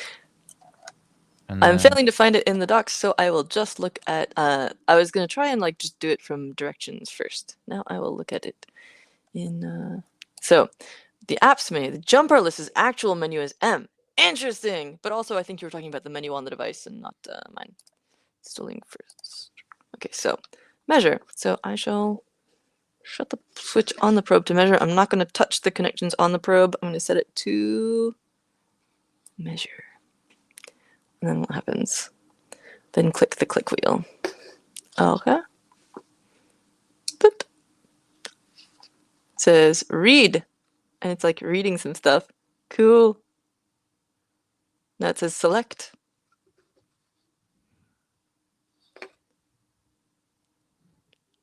And click it again. Read. It is reading. Done! Okay, cool. Can't get over that shimmer. Okay, cool. So now I'm going to look at the my trim again.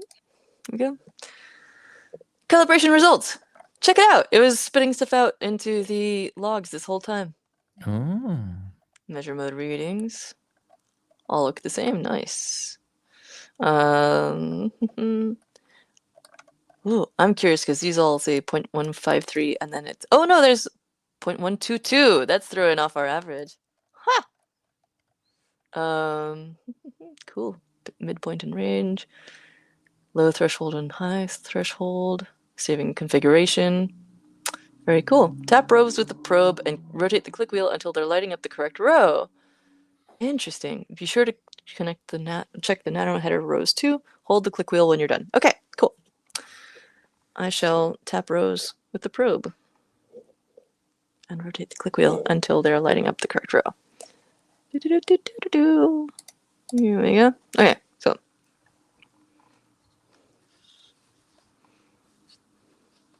try and get this so you can see. That looks like the right one.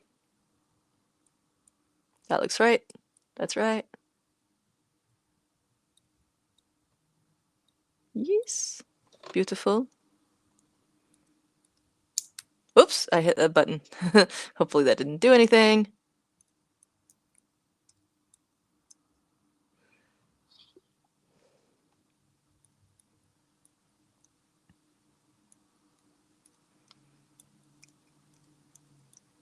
Beautiful.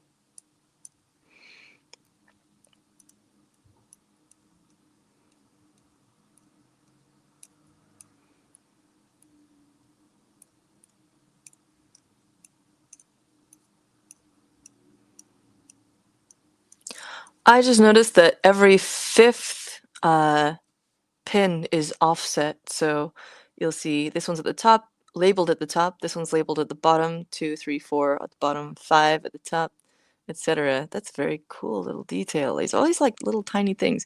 So don't forget to check the nano header rows too. So let's see. Oh, that's real cool. Let me put this so you can see it. And I can see it. Gotta stand up a bit. Those seem fun. These guys.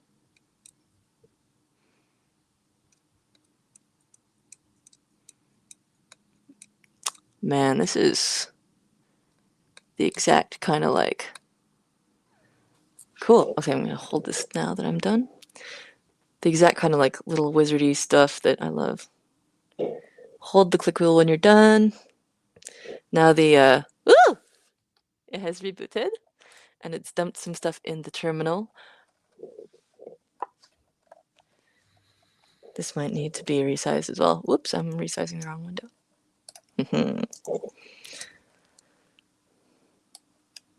Oh yeah. You gotta have your terminal window wide for this. I I'm wonder not sure if how. you. Oh, Hmm? not sure if you saw Kevin's comments, but he said it should probably meant you don't need to touch every row. If you're fine, it's good.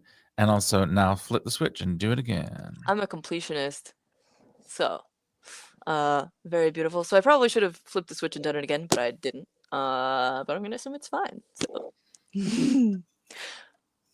I mean, because it seems like I've exited the calibration mode. Unless there's a way to go back into that. Let's see. How do we do this?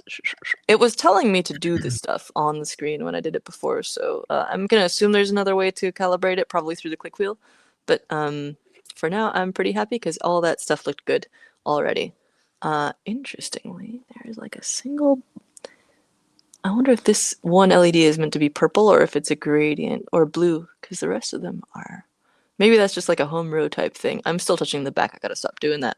All right, so I was gonna try Interestingly, this. my 15th LED on the same is doing the exact same color.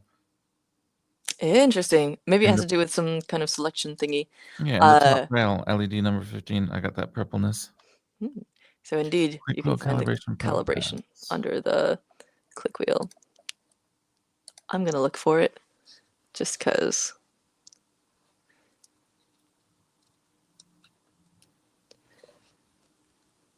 Rails connect. Stand up so I can all see this. Output show apps. Calibration. Mine says And there's calib ratio. yeah. Oh wait, doesn't say the N on it?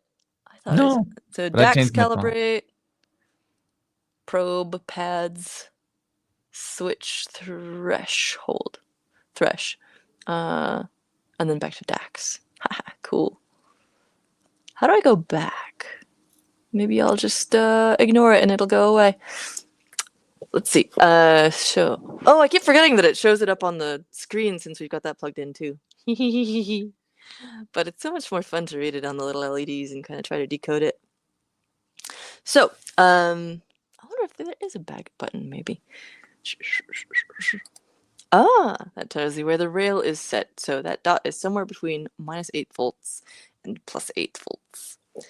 And someday I'm actually going to plug something into this. So. But in the meantime, let's look at this beautiful ASCII art. Is it even ASCII art? It kind of is. It's like full color though. Okay, so yours is set to 0 volts, so you're on the 0th pin, and mine's set to something volts, so it's 15 pins out of 8 volts, which is weird because I set it to 3, so I don't see how that's going to be 15 out of 25, but cool. I don't know, my friend. Let's see. So here's the actual menu for the Jumperless versus the app menu that we saw before. So U is enable/disable USB mass storage, which is what we're talking about before. Oh, I gotta select the window. Lol.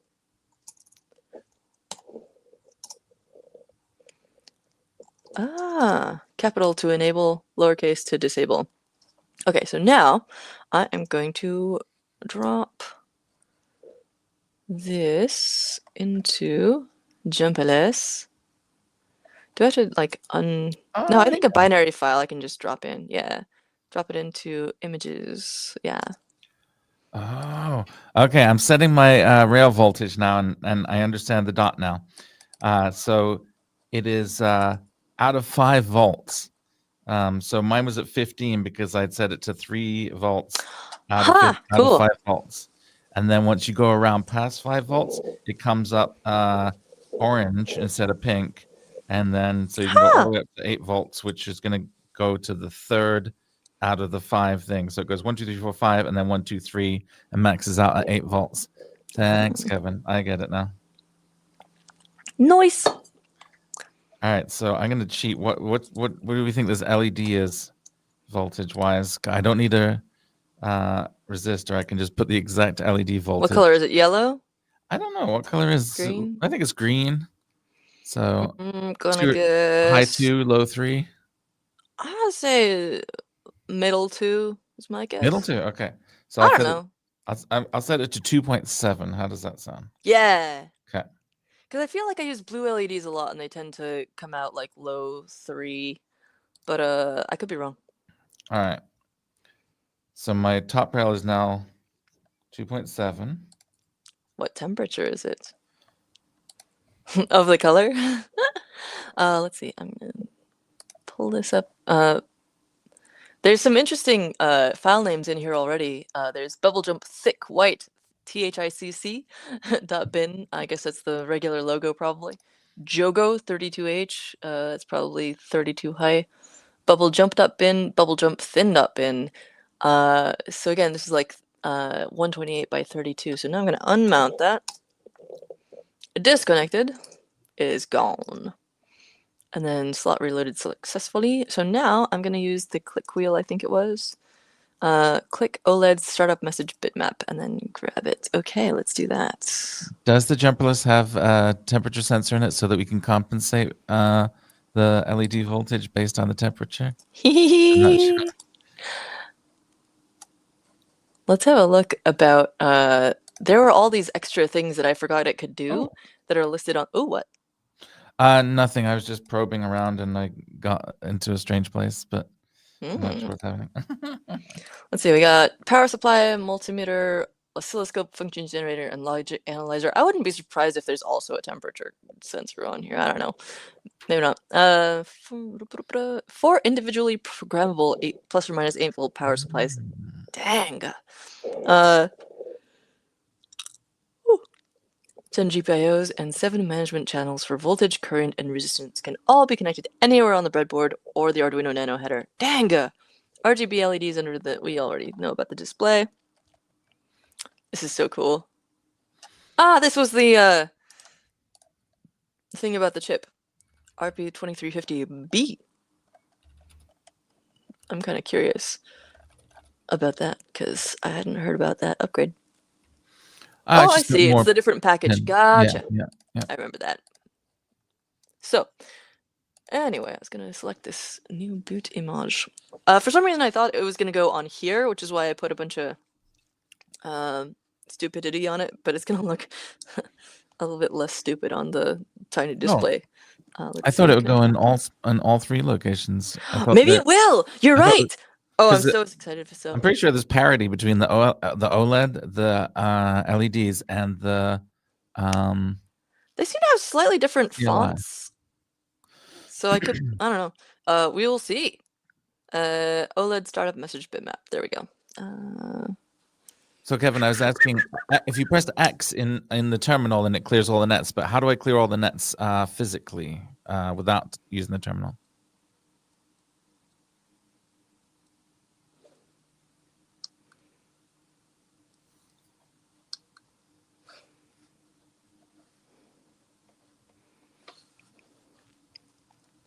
So the here's our little crappy logo. This is like a horrible version I made specifically for this. David and I were both like derping around with various image manipulation side quests 45 minutes before we went live. So but yeah, the breadboard is still showing like the startup bitmap menu location.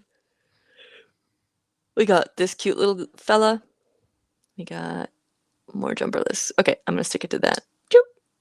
Cool. Did I actually set that? I think so. So let's see.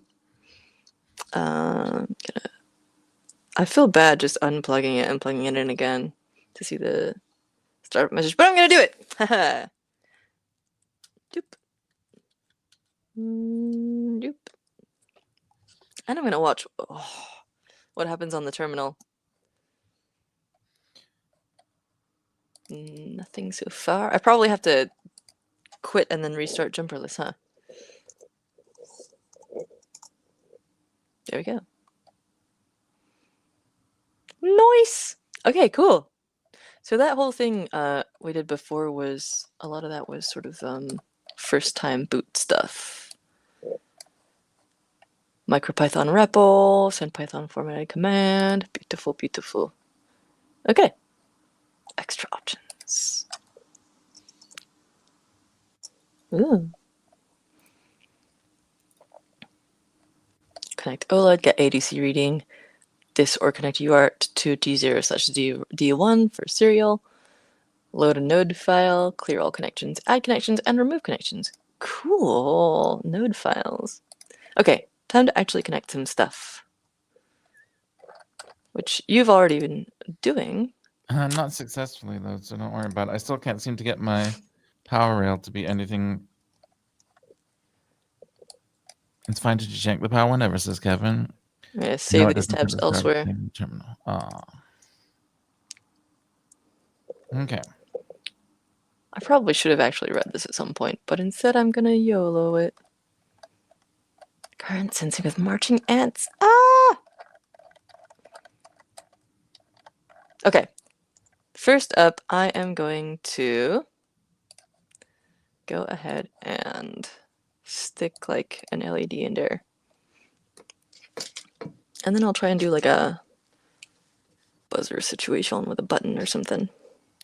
I have got an RGB LED here, and I'm actually not sure which is anode and which is cathode as well. So usually the common pin, whether that's common ground or cathode or common anode, is the longest one, if I recall correctly. So I'm just going to stick that in row 10. And then I'm going to stick the one next to it in the next row over. And I'm going to forget if I don't.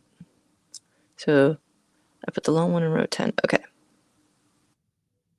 Maybe I will plug them all in. Can I even do that with this, like a regular breadboard? We'll see if those actually connect or not. I need to stop putting my finger on the back there. So I'm going to try and connect power to 10. Oh, 0 volts. Okay. You were just talking about this.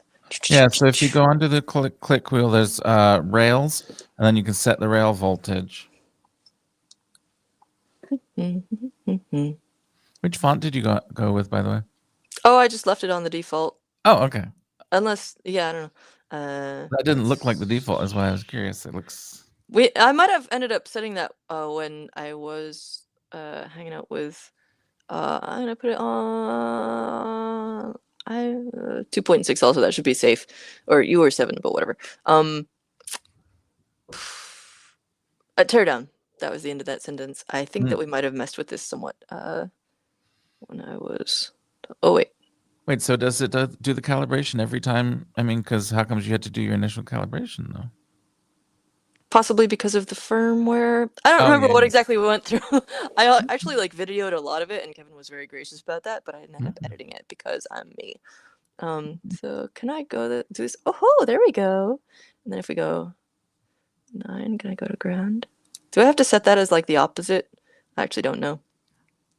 I think the ground rail is just ground rail, and I think the top rail is ground rail as well. When it jumps too many firmware versions, it will redo calibration, because mine didn't do calibration. Oh, nice.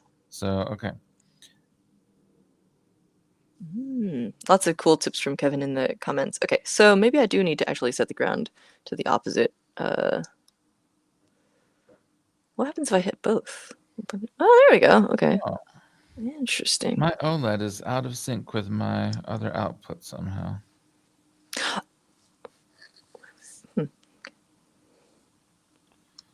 Suddenly my OLED just says I2C SCL 400 kilohertz, and I have no idea why.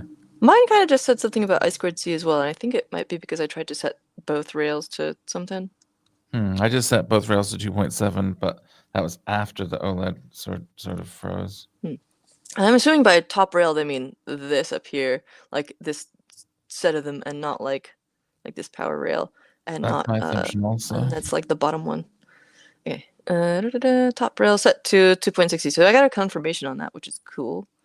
Now, I would kind of think there would be like a little light up guy telling me I connected these guys. But it's not doing it, so I may be doing this wrong.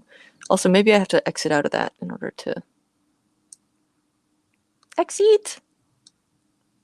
Maybe it's just telling me that I just touched the top rail. And can you angle the thing down? Oh, yeah. Okay. Sorry.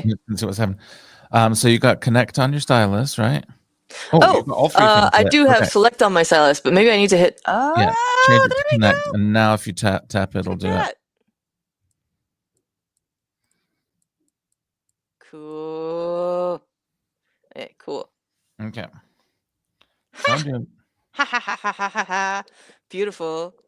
Okay, finally I'm doing some smart things here. So I clearly have the polarity backwards. And let's try. There's a way to like clear these bad boys, I'm pretty sure. Oh, remove. Haha. Haha, check that out. I know you're currently checking out plenty of things on your. Okay, so let's try this the opposite way around now. And now. Yes! Wow, I'm jealous. Mine is not Only doing that. 2 hours in, and we have you are like getting to blinky LED function. I'm so happy right now, though. This is awesome. Okay. Whew. The power of electrons in the palm of my hand, except not in the palm of my hand because that'll short out connections. I'm so happy. I'm also going to try and fix my phone because in case it is not sharp for y'all, because I think I changed the elevation I was working at.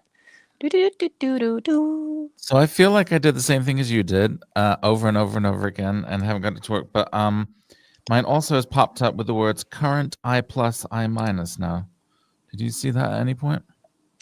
I don't think so. Okay. Do you want to show us what you got? Show us what you Uh, got. I mean, I just basically did the exact same thing as you. I tried to connect the top rail to Oh, 15 and interesting. the ground rail to 17, and then this just popped up, and I'm not quite sure why. Huh. I wonder if that has to do with the I squared C thing. I Like, restarted it since then, so I don't know. huh. Huh. I got a 'Cause cool I plus an I. light situation. Yeah, The rail right? It looks display, annoying to you, but it also is looks annoying. very, very cool. The rail display LEDs wrap over after plus or Oh, minus yeah. 5 volts. Yeah, I think we Oh, you're went in to current adjust mode. Can you limit current or Oh. something? I don't know. Can you? Oh. So maybe you need to go back to a different mode. Are you like, what happens if you hold the click wheel down for like going back? Good idea. Let me try that. And are you in the right mode on the stylus? Yeah, connect. I guess current adjust isn't an option on the stylus anyway. We've got like connect, remove, and measure. Okay, I do want to measure something sometime soon. But in the meantime, I'm gonna see if I can figure out how to get a different. Oh, I should just probably put a resistor in instead of trying to use a whole other power supply value for the other legs. Okay. I mean, none of them are going to be that damaged by getting 2.6 volts in for a minute. I mean, you do LED throwies with all different colors, so I'm just going to hook them all up to power. Oh wait, ground. No, ground was it was a common anode, right? Anode is the ground. Yeah. I always have to remind myself, like I have a weird, super weird little mnemonic for which one is cathode and which is anode. I picture like. So do you know what an anole is? I don't know if. An anal like a book? No, different spelling. Anole, like one of these little guys. When I was in like second grade, we Oh. did a unit on reptiles, and I got really into. I thought they were super cute. So, because anole is an animal that's sort of close to anode, so I figure that like the cat, the cathode, the cat is trying to catch the anole, and to distract and confuse the cat, the anole spits out electrons at the cat, and the cat eats the electrons, and that's how I remember like which way the power and ground works because the ground side is the anode and it spits out the electrons for the cat to eat, and yeah, I don't know. Ah, Kevin has Nice. some useful stuff. It's not lizards. Yeah, well, so I just started over and experienced the same thing again. So what happened is I set up my nets with the Oh, top rail I and the ground current. rail, and it's when I plug the LED in, the current menu comes up. It's directly tied to the plugging in of the LED. So I don't know if that's like triggering something and suggesting that I limit my current for my own safety, or Looks like you're measuring.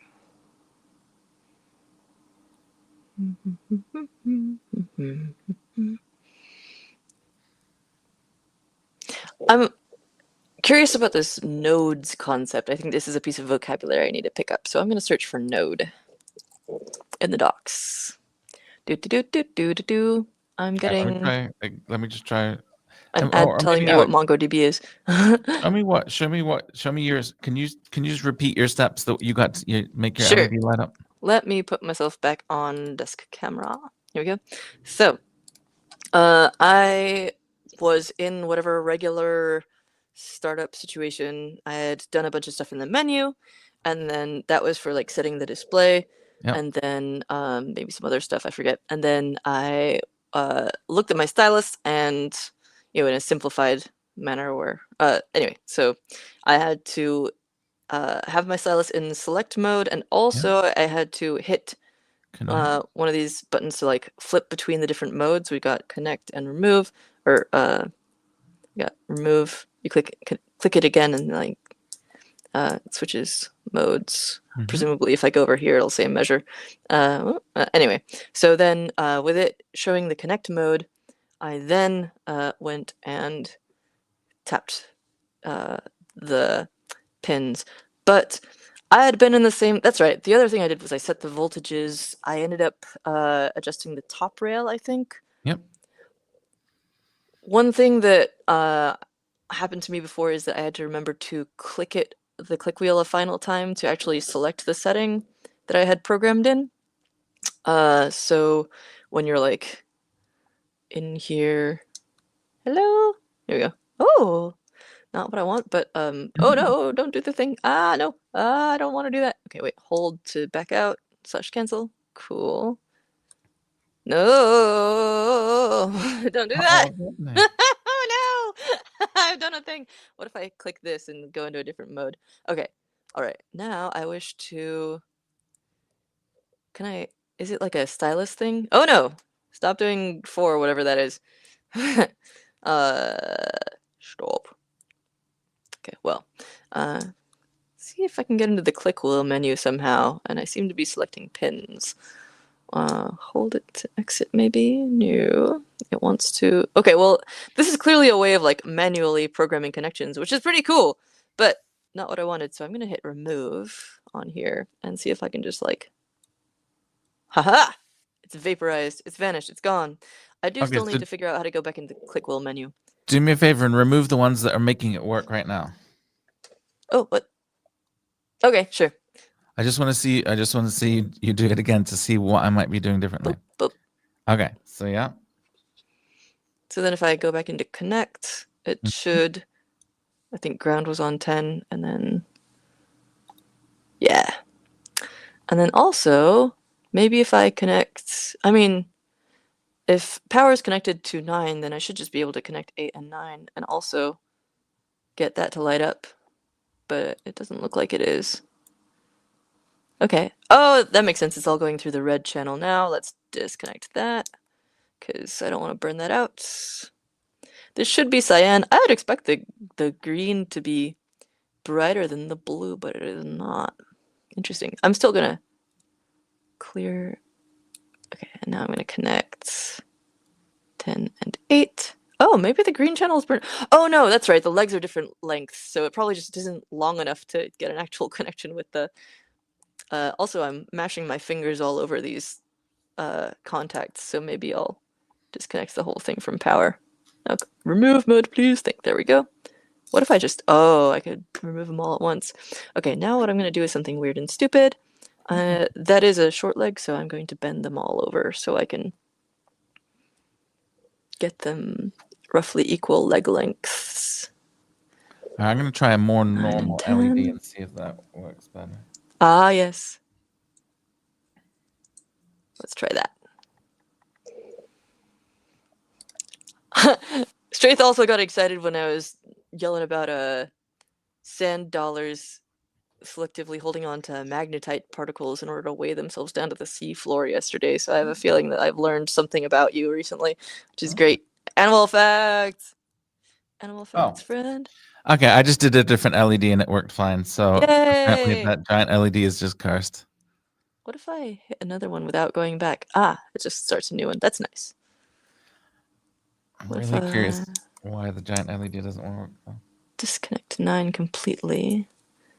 Can I? It removes all connections to there. So I'm gonna try and get this green guy. Ah, okay. Green is on, but very faintly.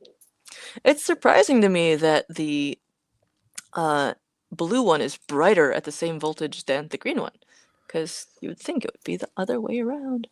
I just learned something about blue LEDs, and I gotta go grab this book, Open Circuits, real quick because I finally dug into it. And it's magic, but I'm gonna leave this blue LED on because that's the best color. Do do do do do. Alright, cool. Over to you for a second. Oh, You did also get a note from Kevin. I saw that, but I was too busy just brute forcing it to pay attention. Legit. Okay, BRB. So yeah, this LED works fine. I don't know why I decided to start with a giant LED, which is making things more difficult, but as you can see, the exact same thing that's working for this red LED. I fully support the full send approach where you just go ham right away. If I use the giant LED, nothing happens. Oh, maybe the orientation is wrong. Let's try that. No, nothing I wonder if happens. it's a voltage thing. Could be. I don't know. Just crank it to the max. Kevin sent me this LED, so he's the one that would know how to power it, I guess. Also, I said I was gonna run away for a sec, but first, it's been logging all the stuff I've been doing to the terminal, which is pretty cool. Also, I would love to see so questions that we have on the table. A, fonts, I forgot about that, but also B, which will feed that question, how to get into the click wheel menu without screwing up my setup, like while I'm also doing other stuff. I haven't quite figured that out yet.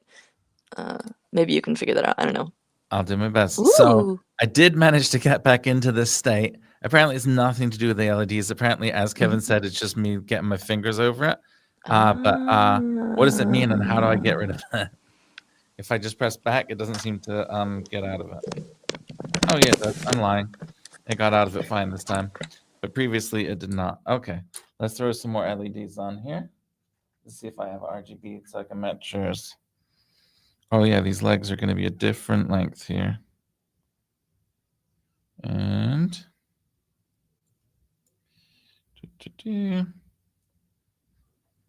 I don't have the downward facing camera, so I can't show you what I'm doing at the same time as I'm doing it, unfortunately. Let's jam these pins in here. All right. Let's see if we can get this guy working. So positive, top rail, bip, bip, bip, bip.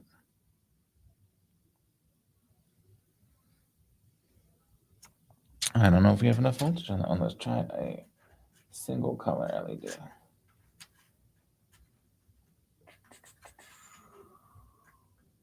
Okay, let's try green. Oh, we've got current I again. Tap the pads near I plus or I minus on, or the remove button will exit. Okay, remove button. So remove button, click through to remove button. Oh, actually it just went away. Okay. But now I'm in DAC. Okay, we're back to normal. But it also displayed the Jumperless logo, which I didn't indicate that it did like a full restart, did it? Hopefully not.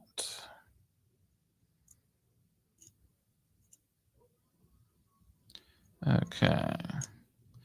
All right. We have a green LED and a red LED. And I'm trying to get, why is my top rail not? Do I need to clear it before I can override the, so I've got 3 ground rails there by accident.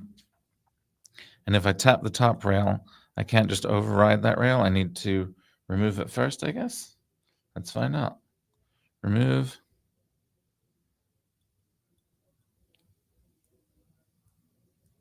Oh. Having difficulty getting into the remove state. Connect. Pressing the button. Oh, no, sorry, this way. There we go. Okay. All right, remove. Boop, boop. Okay. We've removed all three of those. Now back into connect state. And I want to connect ground to just the one rail. Ah, there we go. Okay. So I got that red LED and that green LED. And now I'm going to try the RGB LED.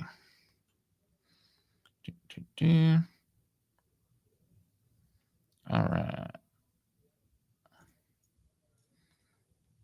Oh no, I keep touching it and turning the current thing on with my fingers. So let's get out of there.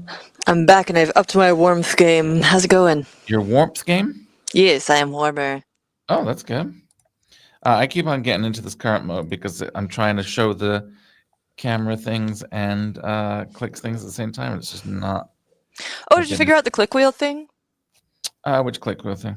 How to get into it while doing stuff on the... No, I didn't do anything. Okay. I was just on my own little quest. Well, I will show people real quick this Open Circuits book, which is so good.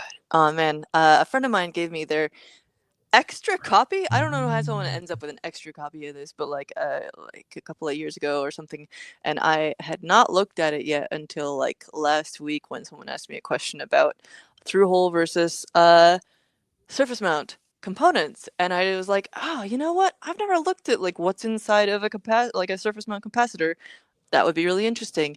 And good lord, this book is incredible. I already thought that it would be because it's like, you know, cut open components and stuff, but it turns out that it's also, super educational. Like, they have all this extra, I'm gonna destroy it, extra info about like, you know, why things are the way they are and what the special things are and like, or what the stuff inside is and what it does and all that stuff. And the reason that I'm bringing this up is because I was talking about the relative brightnesses of the different types of LEDs. I learned from this book that a lot of blue LEDs are white, but with like a specially responsive, reactive, like a substrate in there that fluoresces blue when struck by the white light. And I did not know that. So I'm going to try and find that real quick because, oh, I got inside of a micro SD card. Very economical and space efficient in there, which is relevant to me. But also stuff about COB design. So we were actually talking about this yesterday as well.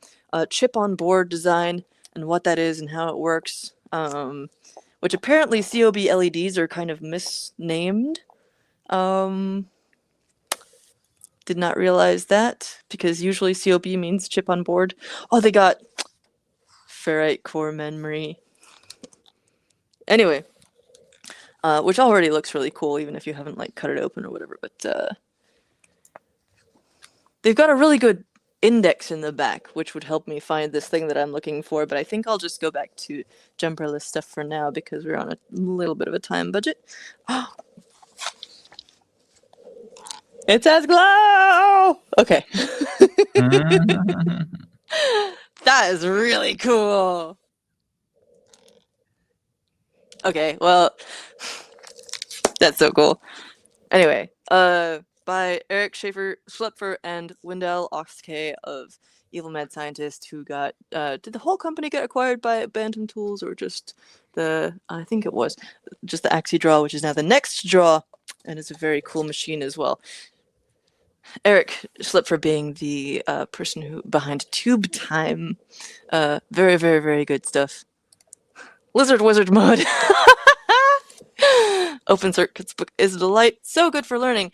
I didn't realize like how much they teach you in there. I thought it was just gonna be pretty pictures, and like I went through and just like learned a ton in like an hour long looking at gorgeous photos of stuff and like nerding out session. It's amazing, and I cannot wait to do that again.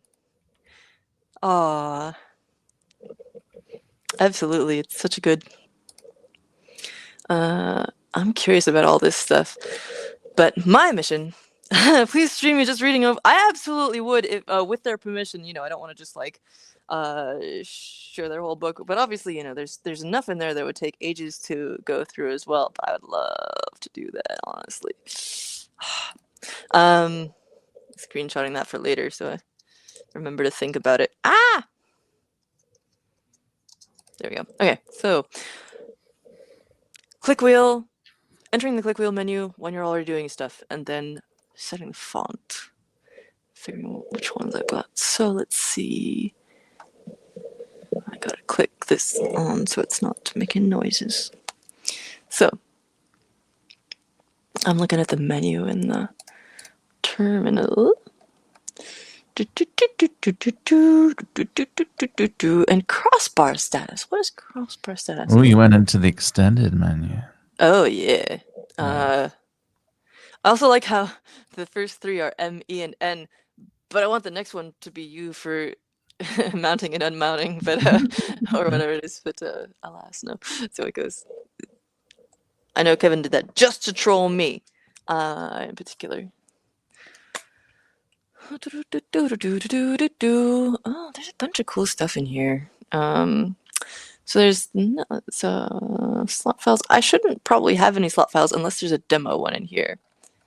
And I'm also curious about what the crossbar is. Look at that!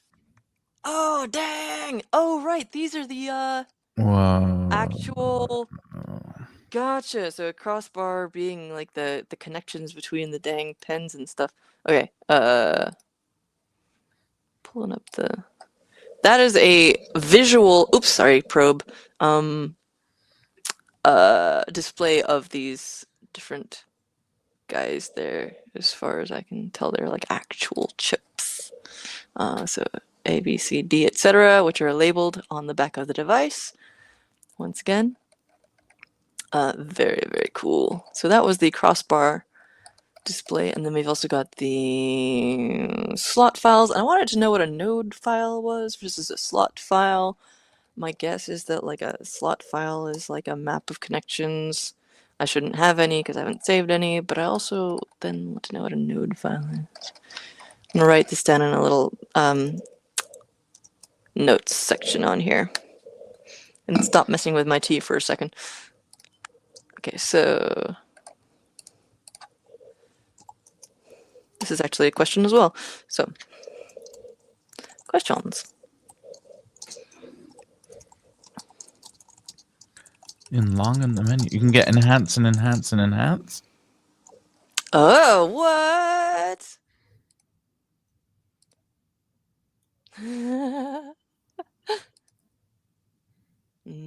Oh, okay, so crossbar is actually the type of chip it is. Gotcha.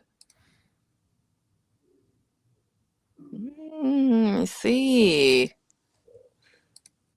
Man, mine really likes getting into this current plus minus mode. I'm just gonna put it down and stop trying to. How get into a click wheel menu when have been connecting? RTFM. Yeah. I'm writing the questions down for future reference so I don't lose track. Oh, and the other one what we had was what font am I using? Lol. I'm pretty sure that we set that on purpose, and I was like, I like that one the best because I do like that one the best. The quick wheel. Here we go. Click wheel, not quick wheel. Short press and long press. Also, this show would be a lot shorter if we RTFM'd. I mean, the concept of the show is to, Yeah. you know, like that's what we would be doing now. If we did it in advance, what would we learn? Yeah, the whole Or what point would is that everyone else like we learn? never make time to, or you know, find the time to actually do this stuff, and it's also a lot more interesting to watch someone screwing up in various interesting ways on screen than.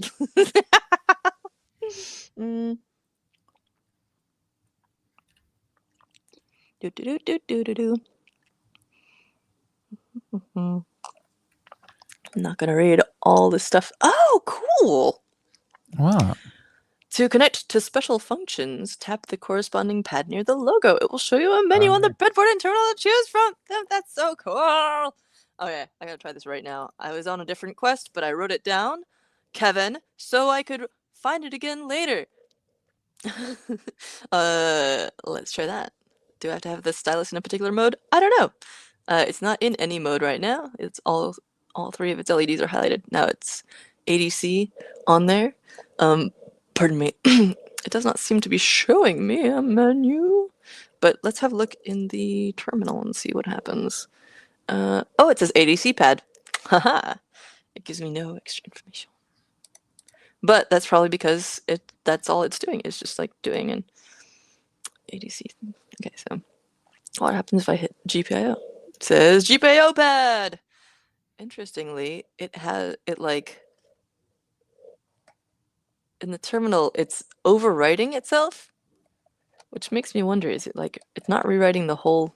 Often with like terminal stuff like that, when it looks dynamic, it's actually just like printing a whole new screen, but it doesn't seem to be doing that now. Interesting. I did not know that terminals could do that. What if I hit the guy? It seems to be doing a little animation. Oh, I'm not showing you. Here you go. Zoop. I think it was doing an animation anyway, but it does seem to respond sometimes when I tap it. Hee hee hee hee. Okay. I had a mission, and that mission was something about the Blues Brothers. Thank you. I am actually curious about connecting an SBC up here in the future, but let's see. Kevin is advising you to run a full first start. Okay, I will. Just dump force first start into the terminal. Let it do its thing. Okay, I'll do that. Force underscore first underscore start, right? Mm-hmm. Okay, the Jumperless graffiti logo has come up. That's it so far. Nothing else is happening.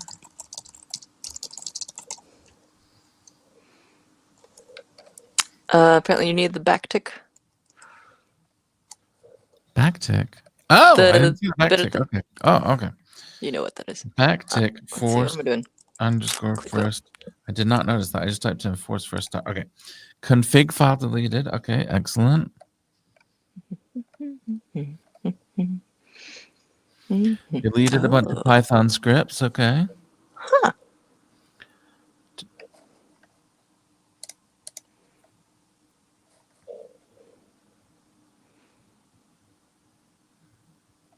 Deleted node file slot 1, 2, 3, 4. All settings have been cleared. Time to recalibrate.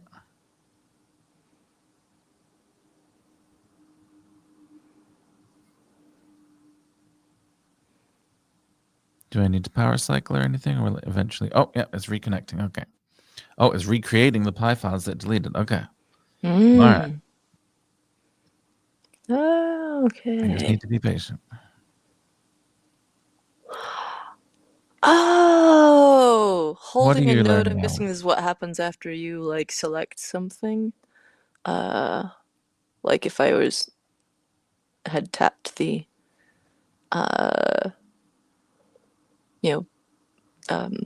ground pad, then maybe that would be I'm holding that as a node.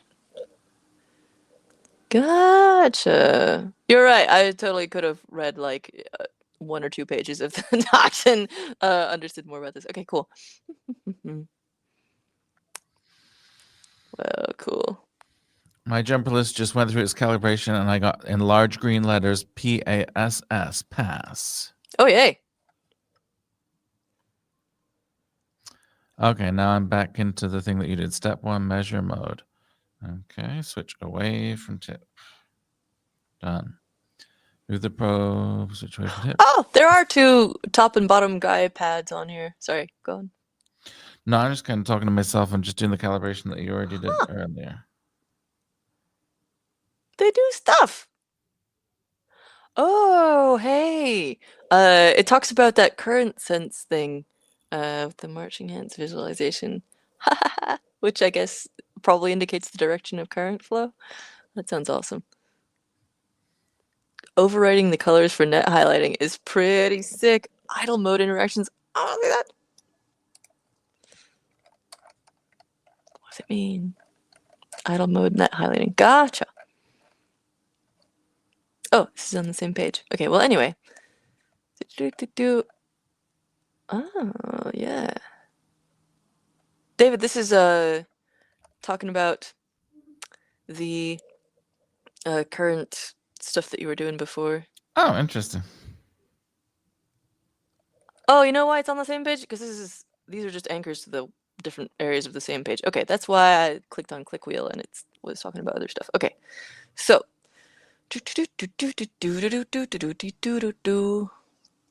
Oh, cool. It talks about the hardware. To get to the menu, click the button and scroll through the menus, but it doesn't seem to be doing that for me. Let me try again. Maybe I'd gotten myself into a mode.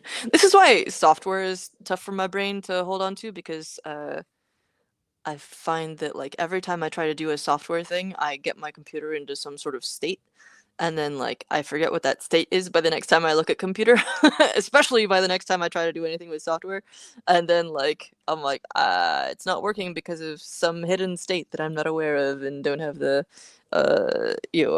experience to remember what even states are possible. And so anyway, complaints aside, I think that this is a lot more comprehensible than a whole ass computer with like 18 different potential programming languages and stuff. So I'm excited to wrap my head around it, because that's a big part of my goal for today, is just be able to like harness the power of this. Crossbar display mode is entering the matrix. Yeah. Okay, so I want to figure out how to get the click wheel to do its thing while I was doing something else. Oh, hey! Now it's doing it. I think I just had to like not touch it for a while.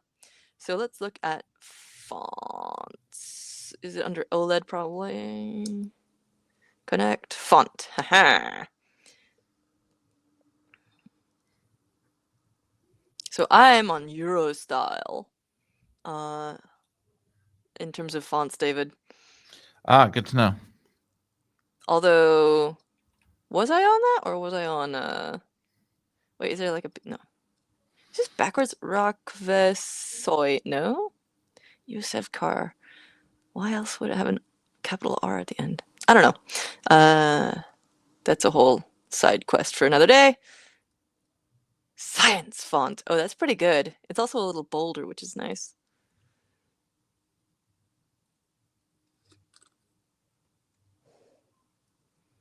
Pragmatism. That's kind of a good font. Good name. I'm gonna go into science font now. I think I chose Courier or some other kind of mono font. Yeah. Oh, and now I'm continued clicking the scroll wheel, and it's telling me the different voltages of the guys. That's very cool. So both of my rails are set to 2.60 volts. Very good. And it's highlighting them as well. Oh, so my rail voltage got reset and all that when I was doing the full reset. Oh, yeah. Yeah, okay. I'm gonna stop messing around with this. So, also my OLED stopped working. What? When I reset my thing, it seems like the OLED is just stuck on Jumperless now and isn't actually displaying anything. Oh, do I need to reconfigure the OLED as well? Right. Probably. Okay. There was definitely the like connect on boot thing, but yours is obviously connected. Well, if it's displaying stuff, right? I don't know. It's just got a static Jumperless graffiti at the top, and it's not changing. The command line is working, and everything else about it is working as expected, but the actual OLED display is not working. So, what was the thing that you had to do? Connect on boot? Yeah, it was under the click wheel menu. Okay. And then OLED, and then connect on boot, and then on, and got to make sure that you actually like click it all the way, and then. Yeah, that makes sense, because I did a complete reset, so I'm back where you were. Ah, yes, you do need to set connect on boot to it again, and then George says there's also a hidden low latency mode. That sounds like something I'm not going to do right now, but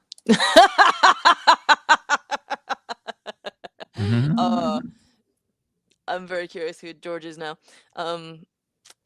Is this someone who is like engaged with the open source community around this, or what? Okay, so let's see. We got those. I'm actually just gonna read through this page real quick. Oh, no. I No? picked up. I picked it Oh. up and I got current I plus I minus again after all my calibration. Oh I no! stupidly picked it up again, and So it no, is just a finger thing then, maybe. seems to be. Do you think it has to do with the building contacts up here I mean, I'm next being to the quick really wheel? careful. I'm just using the little Lego Technic holes on the side of the um thing, trying to be really careful when I pick it up. Lego Like Technicals. Oh, there's like Lego Technic holes in the side of the check breadboard. that out. Um, and I thought I that'd be didn't like the even think. safest place to touch it, but maybe not. I don't know.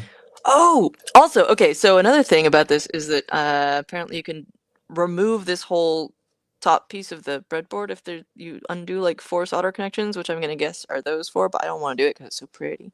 But if you wanted a custom color, you could do that. You could swap it out. Let's see. My camera seems less hazy now that I've just wiped it off with some alcohol, which is nice.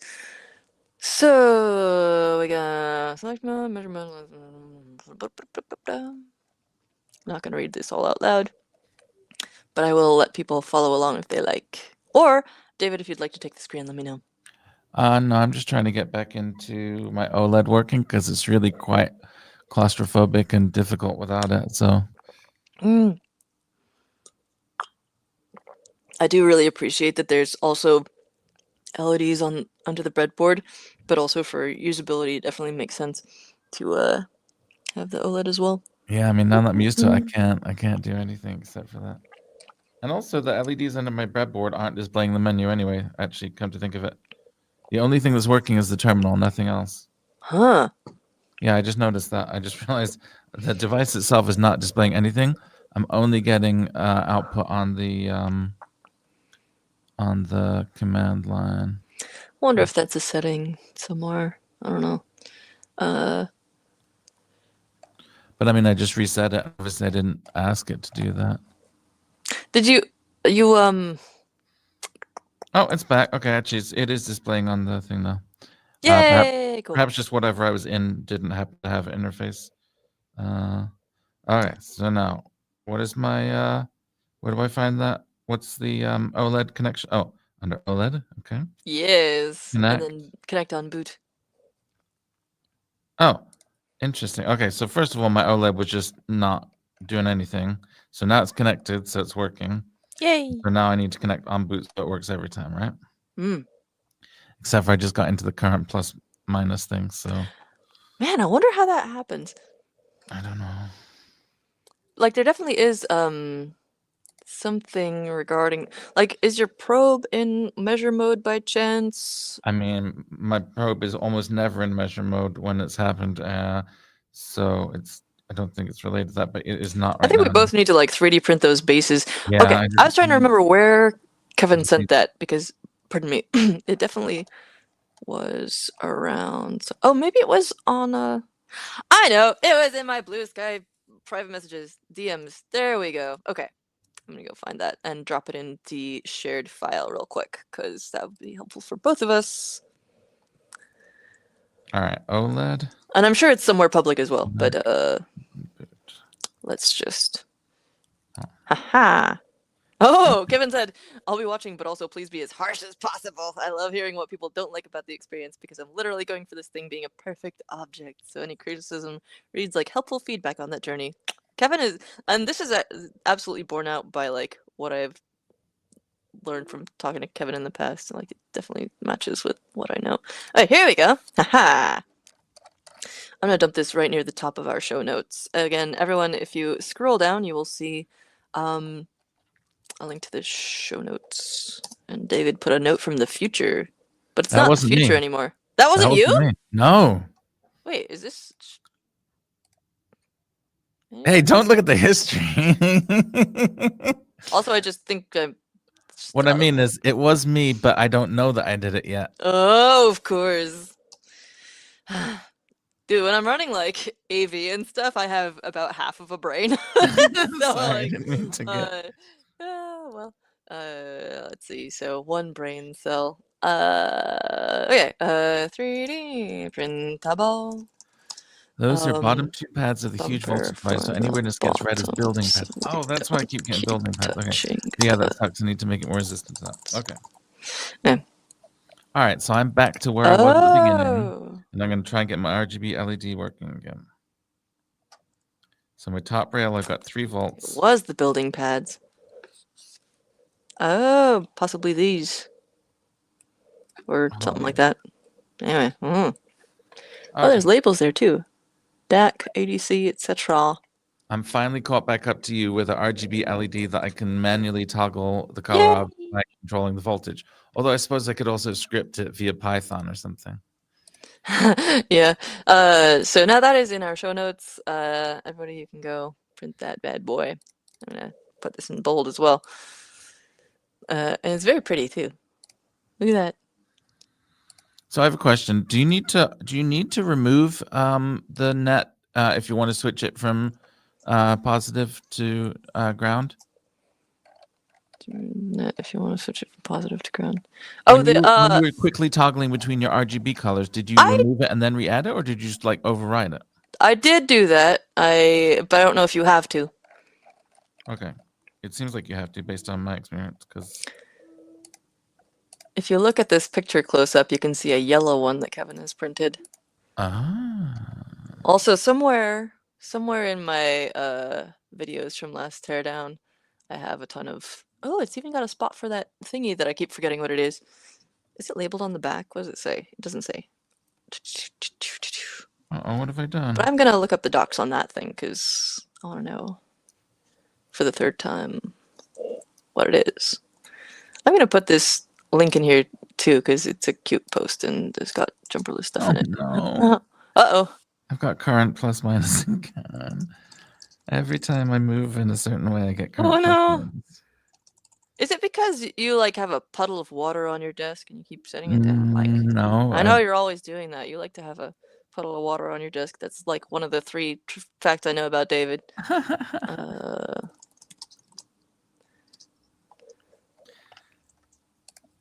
am I doing? I'm looking at these things. Oh yeah, and I was gonna find out what that extra thingy is.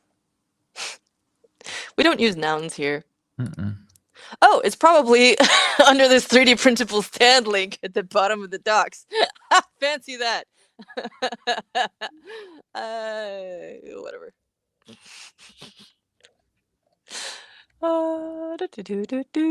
What is this object? Oh, it's a really pretty version of the info card about not eating it. I'm definitely 3D printing that thing tonight. I'm extremely motivated to never have to deal with this. Yeah. What are these other objects with it? Show me what those are.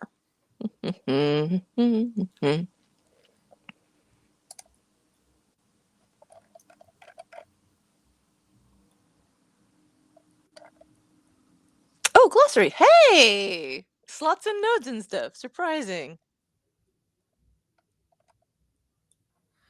I'm not gonna... let's see. Maybe a probe recalibration would reduce the accidental capacitive touches. I think I did that as part of the initial reconfig, right?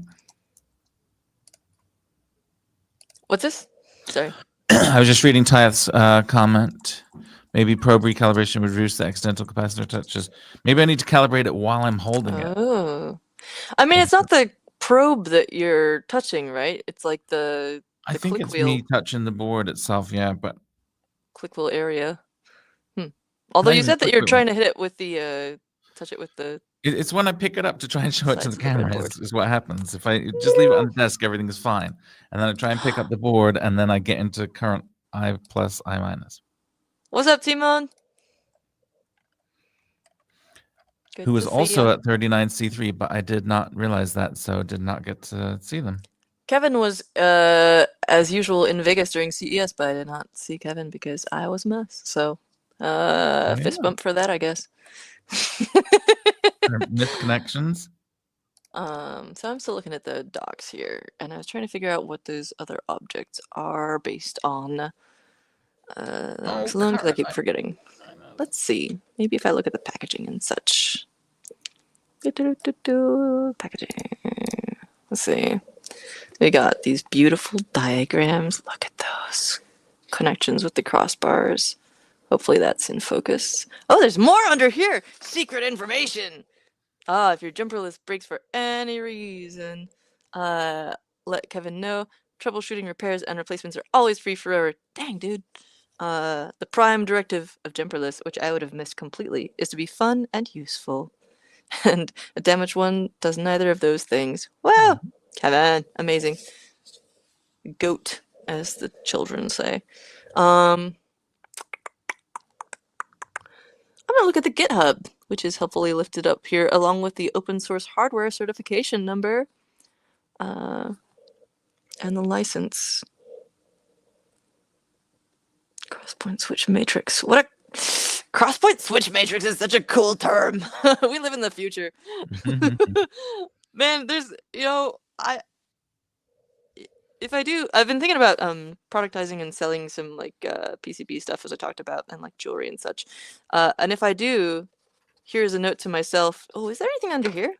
A note to myself to call everything really cool things like crosspoint switch matrix, because that makes it so much better. They're not earrings, they're like cyborg additive Switch matrices? protocol. Yeah, switch matrices, yeah. Let's see. GitHub.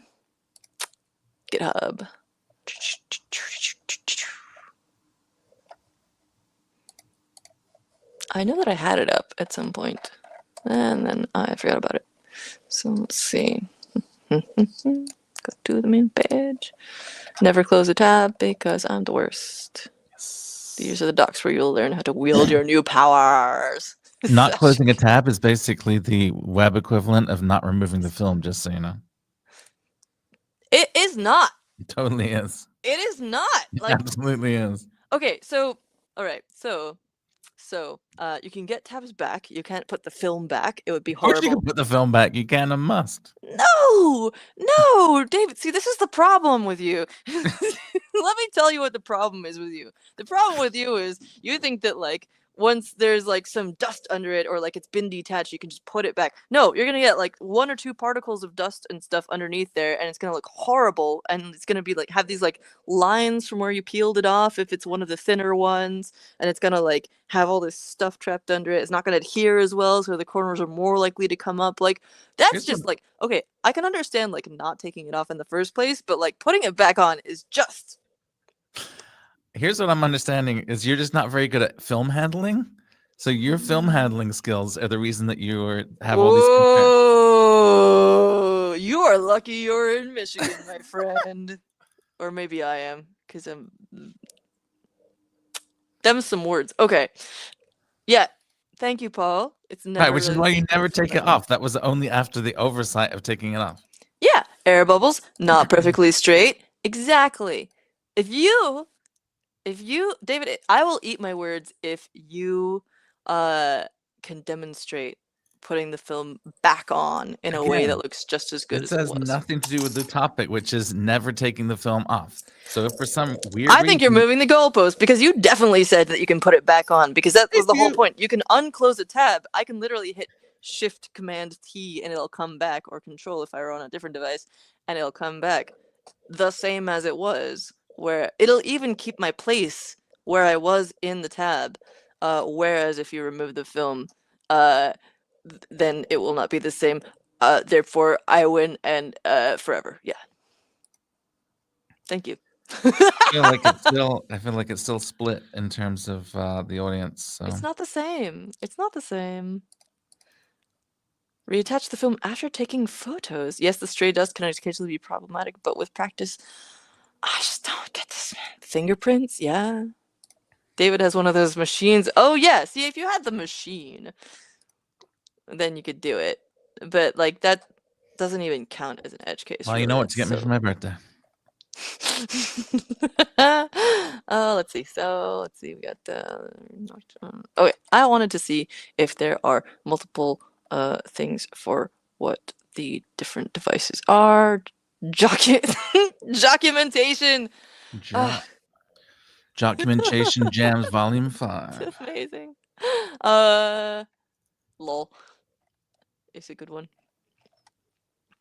I want to know what the hardware is. So let's see.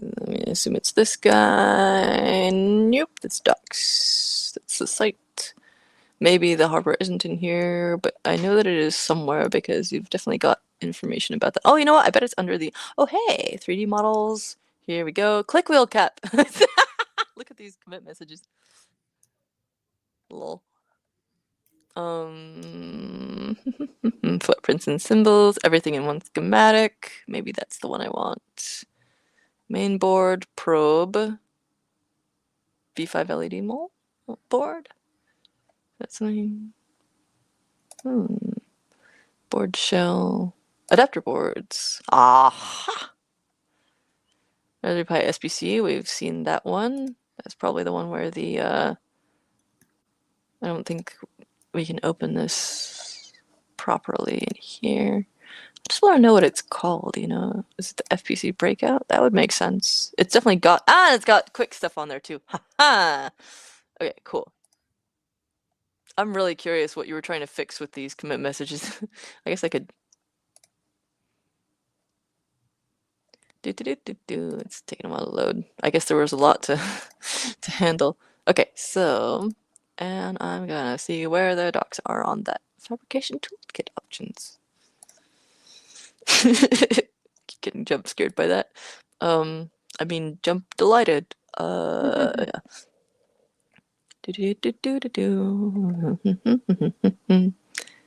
So, that glossary was very helpful. I should have looked at that at the start. Wherever that was, here. I've already got it open. Let's actually finish reading this. So, net is a group of all the nodes that are connected together. That makes sense.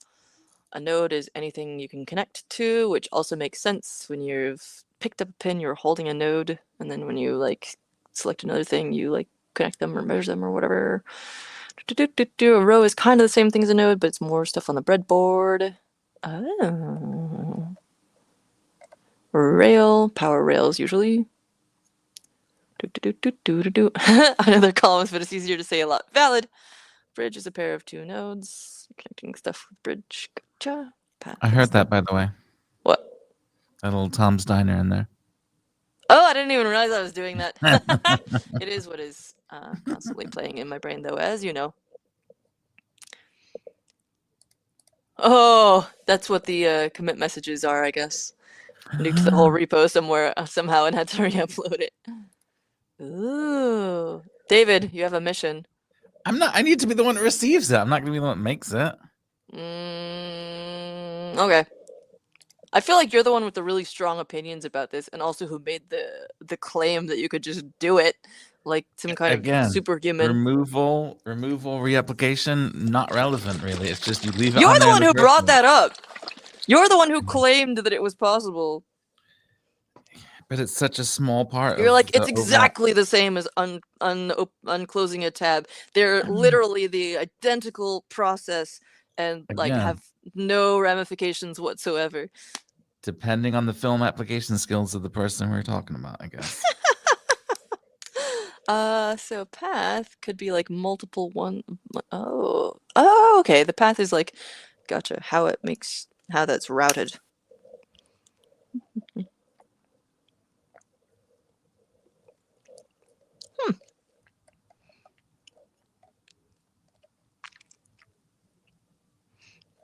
Oh yes, slots are saved circuit configurations. Okay, I probably won't have time for this right now because I'd have to remember how the signaloid stuff works.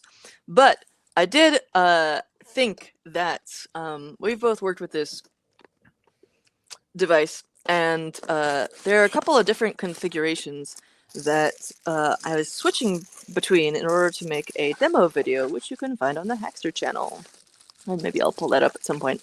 But basically one of them was this little like, it's in a micro SD card holder on a breadboard and something. And then the other one was something else that I forget. But I remember having to like reset up the breadboard multiple times. And I think if I just had them like in different areas of the breadboard, there's also these like connector guys that they would hook up with. Or if I could just like save a configuration, I wouldn't have to move these little breadboard wires around all the time. I could have also been smart and like set up 2 separate breadboards and move this between them, but I think at the time I couldn't find where I had organized them all, and so I only had like 2 breadboards findable anyway. I've since located them. They were in the bottom of the LEDs or wires, one of these bins. Lol. These things are so good, by the way. Anyway, so now I can convert this kind of thing into a slot saved circuit configurations, of which you apparently have 10 in here, which is nice. Also, for a Signaloid, I've got the the micro SD card attached to a little pull-out guy. Oh, this is an actual data card for something else. That's not the Signaloid, for the record, is a little FPGA device that is in the size of a micro SD card, which is so cute. Anyway, And I also have Huge how tangent. to project on Hextra. you do. I do. If you'd like to dump it in the thing, I may also dump the video in the notes. That's a good idea. So, do you remember how those Take it how out. these things work? I'm trying to get one of these to work, and it's not working the way I expect. You know these kind of bar graph LED thingies? Oh yeah, I thought it was the same thing as RGB LEDs, where there's like a common anode or cathode, and then wait a minute, because then it would be changing the voltage. Do they And each if have their so, own why LED? does it why would it need Or, this many pins resistor. if it's that? I just assume that each one's its own LED, no? Maybe they are. I think you might be right, because Oh, well, otherwise when I it would tried be to do that silly. on the Jumperless, I couldn't seem to get it to work. But let me find my. Do you have like a Obviously. regular breadboard to also test? Oh, that's a with good or something? idea. What I have is not a regular one. What I have is a solderless one. This is a solderless breadboard. Yeah. So we can bust that out in a second once I found my. Aren't they all called solderless breadboards technically? Come on. I mean, everything's solderless if you solder it. Not Everything's enough. solderless if you do it the stupid and lazy way and just twist the connections together, the leads together with your fingies. Or wire wrapping. Oh, LCD cleaner works wonders on laptops and MCU displays for those perfect photo moments and film reapplication, which we're not doing. What's happening? Yes. Kevin's gonna make it. It's gonna sprinkle glitter on it right before applying the film. Love it. What was I doing? I was reading through the glossary, which is very helpful when reading the rest of the docs. You can. Alright, where does Signal go? Under other stuff. Oh yeah, we were looking at that. So. Jumperless stuff. I will do that later. Let's see. Oh yeah, I want to connect my e-commerce to AI. Hell yeah. Nope. So I'm at a place where I wanted to learn about this add-on thingy. That's right, the FPC connector. Let me write down some goals here, because we're almost at 3 hours. Oh my goodness. And I know, right? And I want to just like, in case, I probably won't get through everything I want to do, but like, goals. I would like to learn about the FPC connector board / quick / it also has like little ADC and DAC pins and GPIO stuff and 3 volts and 5 volts. It almost looks like a whole other microcontroller, but there is no microcontroller on it. And it's got like a whole big like row of pins in the center. It's not that interesting. Yeah, but what it do? It's just a connector for. Oh yeah, and you said that it's got these little probe guys that are useful for hooking up multimeter probes too. Do you say multimeter or multimeter, like altimeter? I say multimeter. I also say multimeter. Wow, we actually agree on something for once. Quick, one of us change our opinion. Oh, why am I? So I guess it really is mostly an expansion board, but it was cool to see how it was mounted in that picture of Kevin's. Oh, sorry. That's okay. which I linked at the top.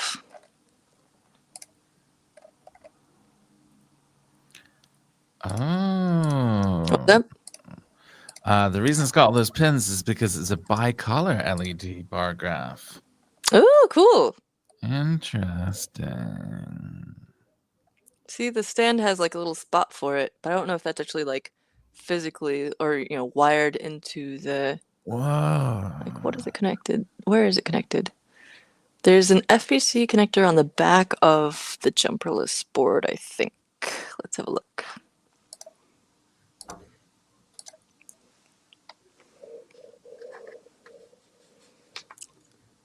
Yes, yeah.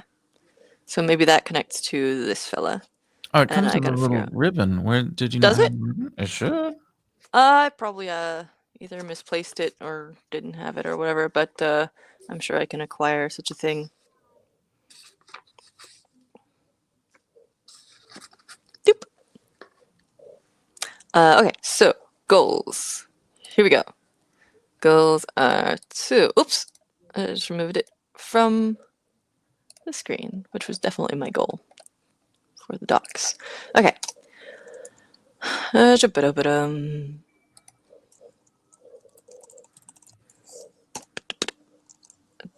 the FPC is really just to connect that to the main board. So let's call it ADC/DAC.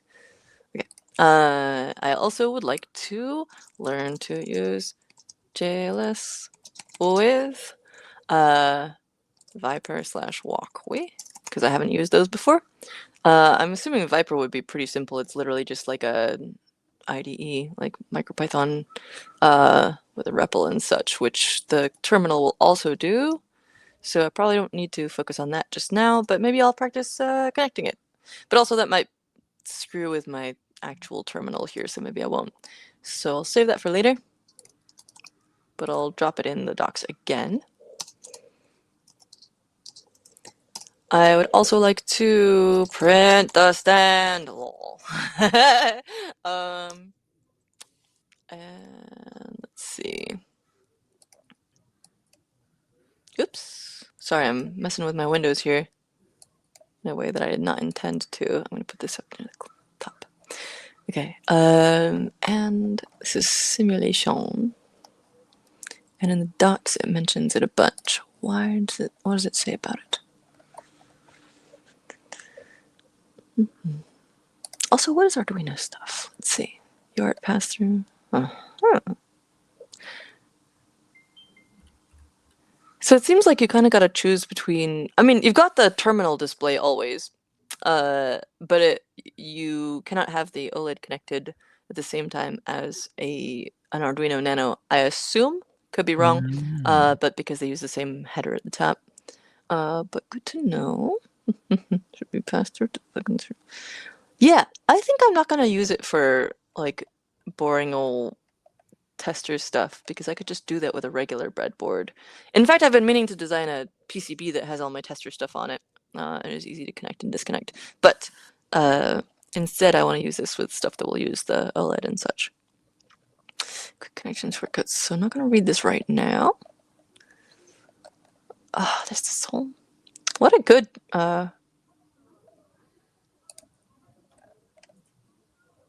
Doc structure.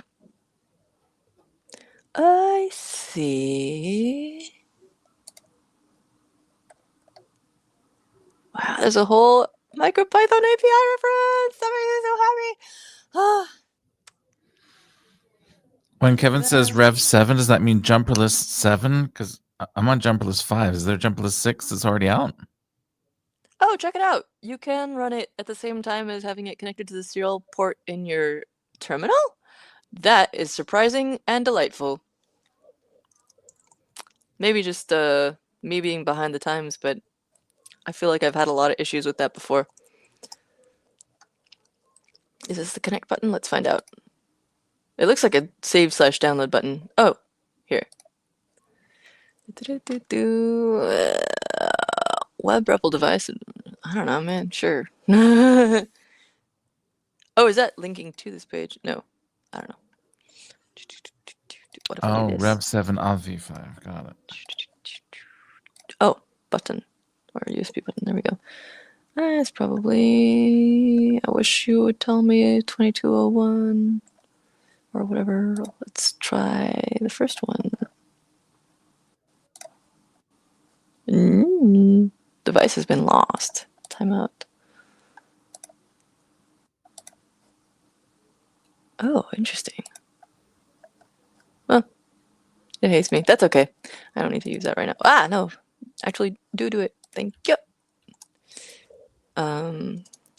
And it seems to have rebooted this bad boy a lot, so I'm not going to do that again with both of them connected, but that's fine. I'm not going to reteach myself basic MicroPython commands right now. Oh yeah, you can keep hitting E! Ah, it eventually circles around to just a couple. Oh, LED brightness in testing. That's cool.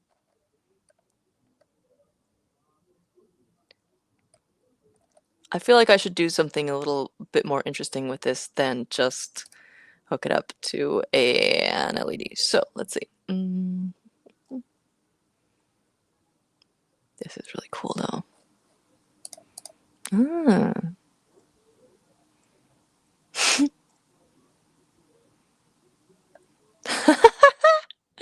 Fun. Oh, port 5. Gotcha.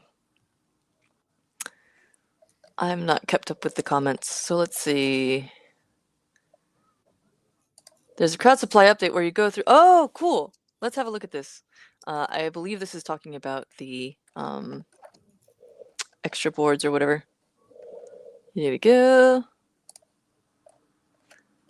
Getting excited. Good things are happening. Ah, extra stuff, possibly. Pins. Series of tubes.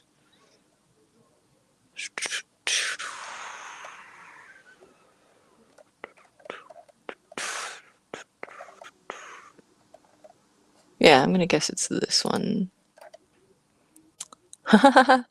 Oh, this is about the caps. Cool. Special stuff about JLC's full color 3D printing. Cool. That is incredibly good resolution, honestly. Let's see. What?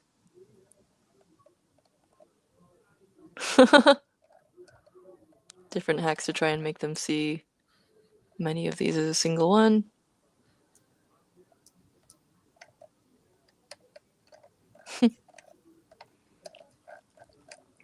Here we go. The adapter board. I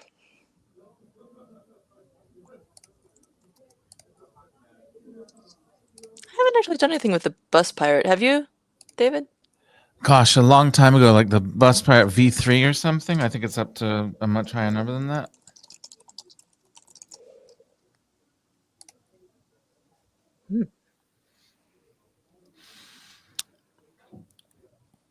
So I managed to get a. Now I'm probably gonna screw it up. I picked it up, and of course I got. No. Well, I mean, well, it's still hopefully working, you're getting but experience, like learning how to disconnect that. no, not really. But I managed to get one of these barcode thingies working. But I mean, barcode? No, bar graph. Oh, but cool. I don't know. I don't know why it's doing what it's doing, and I don't know if you can see what it's doing. But the segments are blue, green, green, green, and then this one in the middle is not lit, and maybe it's not lit by design. I don't know. Can you see the difference between the green and the orange? Yeah. It goes blue, green, green, green, nothing. Yeah. Orange, orange, orange, nothing, nothing. And I don't know why, because odd. they've got the same pins on every single one. And I'm trying to understand why that middle one and why the last one don't want to light up. And it may be that that's just the design, but well, like, also the thing that I ran into that I thought was strange is that when I tried to connect all of the positives and all the negatives to each other, it didn't work. But when I just manually went click, click, click, click, plus, plus, plus, like that, it did work. So why can't I just choose plus on one of the nets and then swipe all the nets to be the same thing? I had a similar experience, although I'm not sure if it was just because my green was dim, where it makes me wonder, like, whether that thing has internal resistors for each of the LEDs or not, and if that, like, affects the stuff, because I was very surprised to find that my green LED was a lot dimmer than my blue one. And when I have them both on, granted they are coming out of the same display area that Well, yeah, yours makes a lot more sense with the green ones being super bright compared to yeah, the blue. but Although, interestingly, I just got the red ones that weren't working before. I just got the red ones working how did by that? doing nothing different. I'm not sure why, but the middle Did you one is just still like not. disconnect them and then reconnect them, or? I didn't even. I just connected them more. I didn't even I didn't disconnect them. I just tapped it again, and it was already lit pink, and it just lit pink some more. Huh, curious.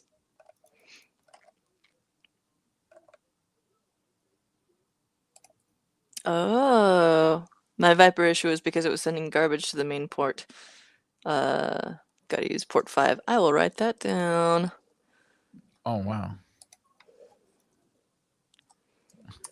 Under my little goals area, which is not the right place to put this, but oh well.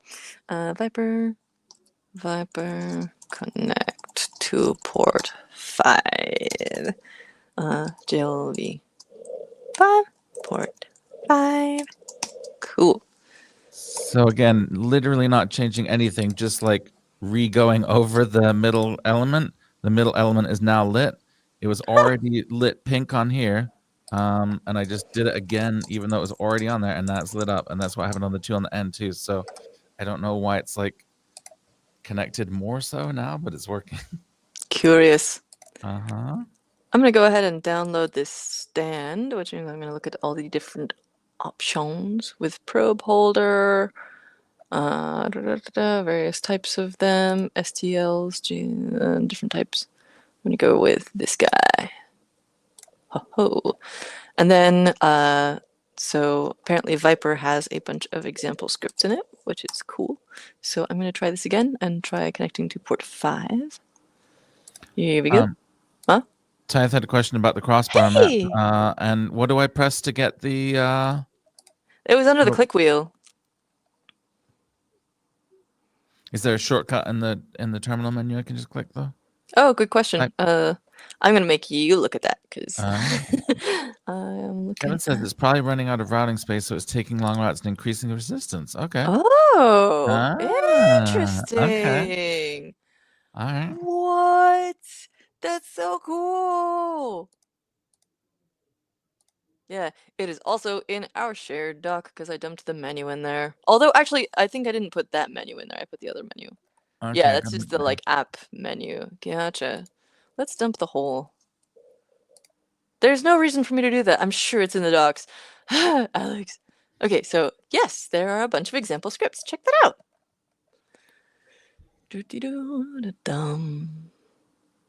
Very consciously not doing Tom's Diner now. Stylophone! Oh shit! That might actually be a 440 hertz A. We'll see. Let's see if I can find out by doing a Jumperless Stylophone. Oh, nice. I'm so excited about this. Did you know Stylophone made a theremin?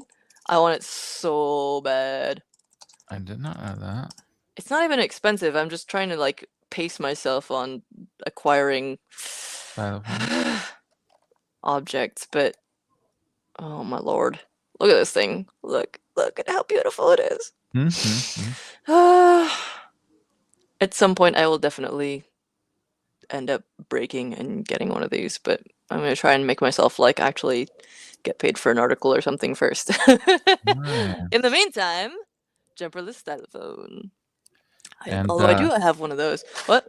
If someone wanted to pay you for an article, how would they do that, Alex? Oh, they could email ag@alexglow.com. I finally updated my actual old school website. I hope it still tells you how to dye your hair the exact color. Oh, it surely does. I left everything the same way it was. Good. Got the FAQ. Got the same stuff like the breaks with the Unicode stuff at the bottom. Oh yeah. I don't know why that breaks. I never figured it out. But also I haven't updated this page since 2016. Although there's some new stuff, I think. But yeah. Little 3D prints and a big link to the new site. So let's see. Oh yeah, I should put a contact on there for people who wanna. Anyway, So let's see. Connect a speaker between rows 25 positive and 55 negative. What if I just... Oh, okay, they are right across from each other. Oh, I don't need to leave this comment up. Okay. Is there any way to do a live matrix thing, or do I have to keep clicking C over and over again to see it updated? That's a good question. I feel like Kevin has some stuff that updates live and some other stuff that maybe doesn't.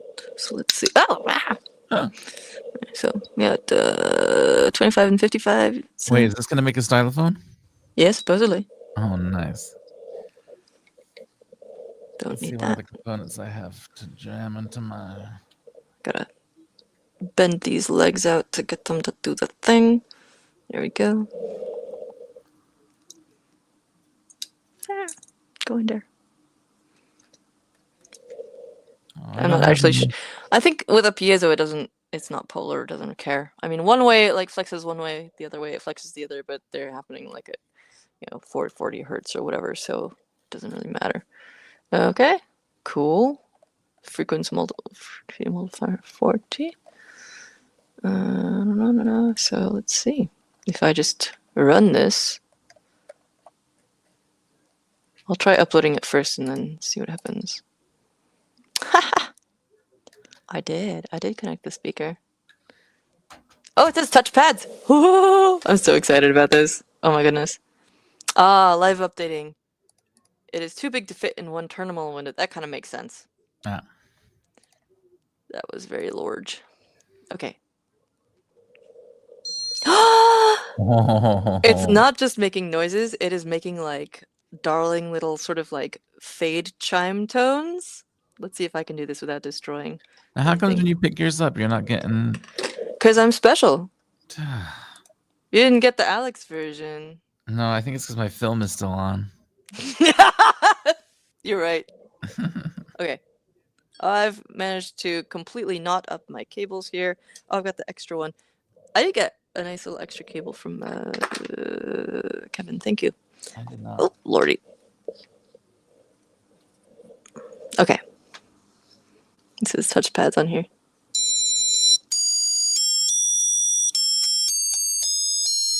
This is amazing. Can you hear that? Please, yeah. It's like... Oh, it's not fading. But it is still very nice. Okay, let's see if I can play something.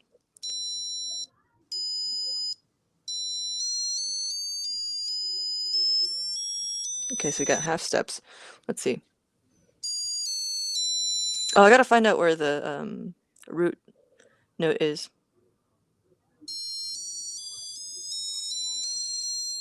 Oh, it's 15. Gotcha.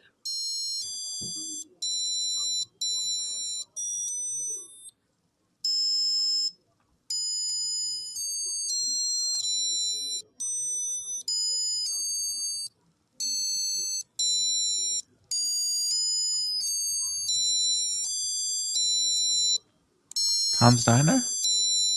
Oh, I should be doing that. No, I was doing this other song called Mingle A Boat Song. Let's see. Oh. So we gotta go minor, which means I gotta go into the A. Oops. Oh.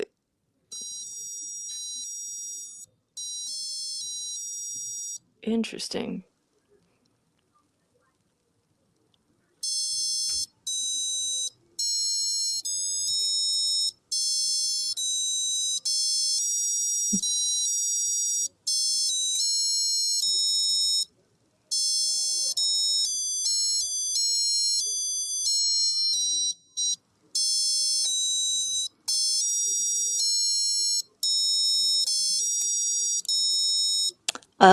I gotta do it really slowly if I do, because it doesn't override the tone that's currently being played. But yeah, I also have to figure out what the actual scale is on here, because how is it doing this? I don't think I had it quite right. It Dang, it might be that hurts. Kevin didn't have it quite right according to his latest comment, and you can live Whoa. code it and correct it, I guess. Is this the proper holding technique, Kevin? Yeah, Top Kevin, and are bottom? you using like just intonation or even temperament? Like, what are we talking about? Ooh.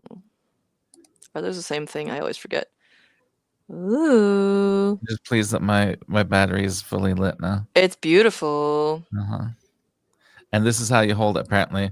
The whole time I was holding it by the sides, and that was causing my glitch, apparently. Yeah, that's what an By the way, amateur hour.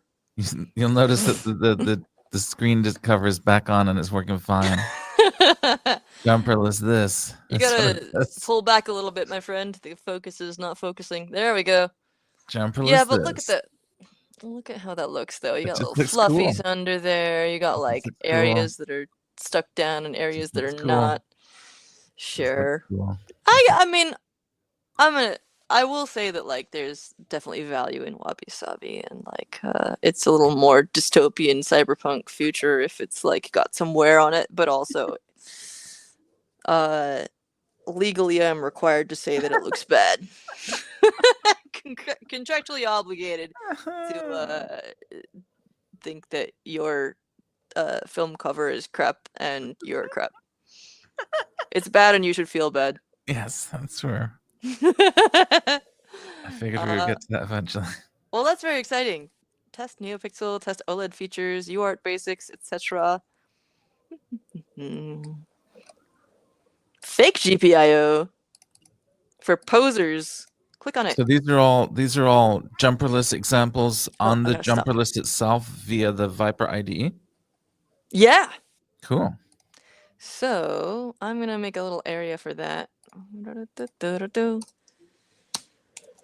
Viper IDE. Okay, so connect to port 5 on the Jumperless. I just learned that you got to stop current example in order to click on other ones, which I'll show people what the heck I mean by that in a second.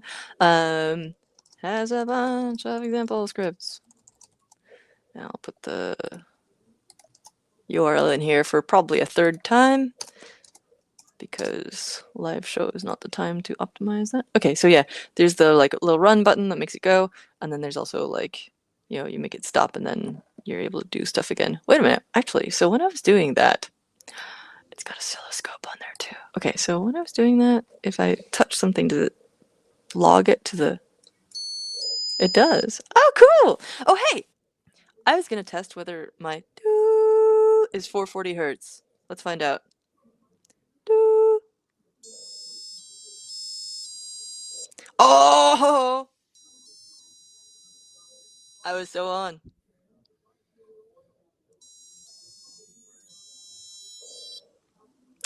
That's not 440. There we go. That's what comes of doing a ton of violin and viola when I was young, and now I've been playing like a stupid amount of guitar over the last few days. I finally like set up a little recording area with no sound like shielding or dampening or anything, but it does have a little Zoom recorder and stuff, and been trying to record some new songs. Therefore, it's all like got the guitar tuning pitches in my head. So let's see. I'm gonna stop this now because that's what I was gonna talk about. But I had this little icon, so I can't click on other scripts until I hit the stop, and then it goes to what I had clicked on before. What are these little? Is that like to flag it in some way? Uh-oh. Probably because I was multi-clicking. What is O-scope? Oh, wait a minute.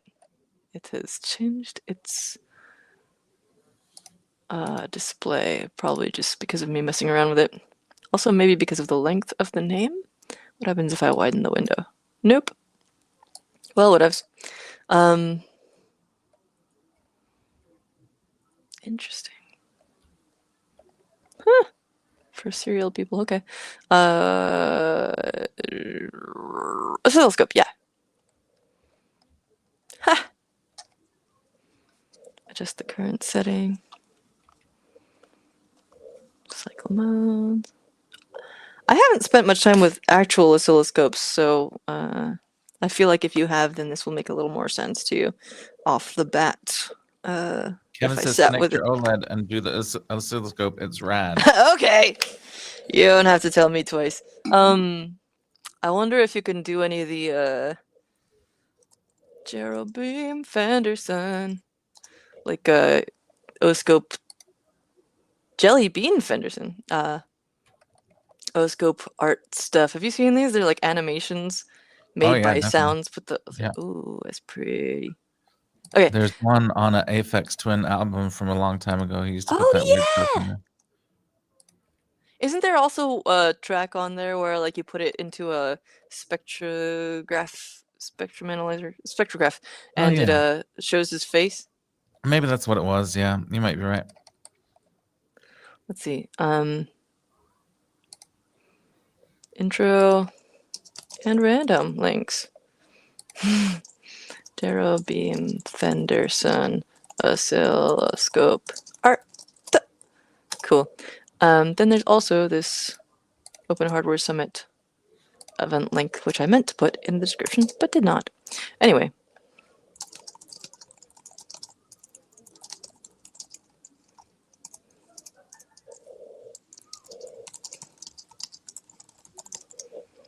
Maybe I did, actually. Ha! I did.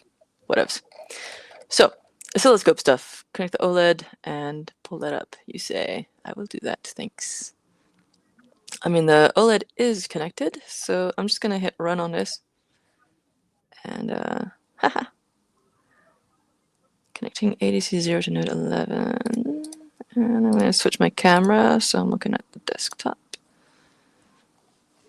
Yes, please welcome to Open Hardware Summit. Yes. Ooh, it is red. Kevin, you are correct. Oops, I keep hitting the, I hit the scroll wheel by accident. Ha! Check that out. So if I do, like, stuff on node 11, like, if I tap it, it doesn't really do anything, but maybe if I hooked up something to it. Look at that graphical display, though! I'm gonna try and get this better in focus. I'll show it on my face cam, because sometimes I get better focus that way. Oh! Uh-oh. Don't do that. Ah, it's hooked around my camera cable.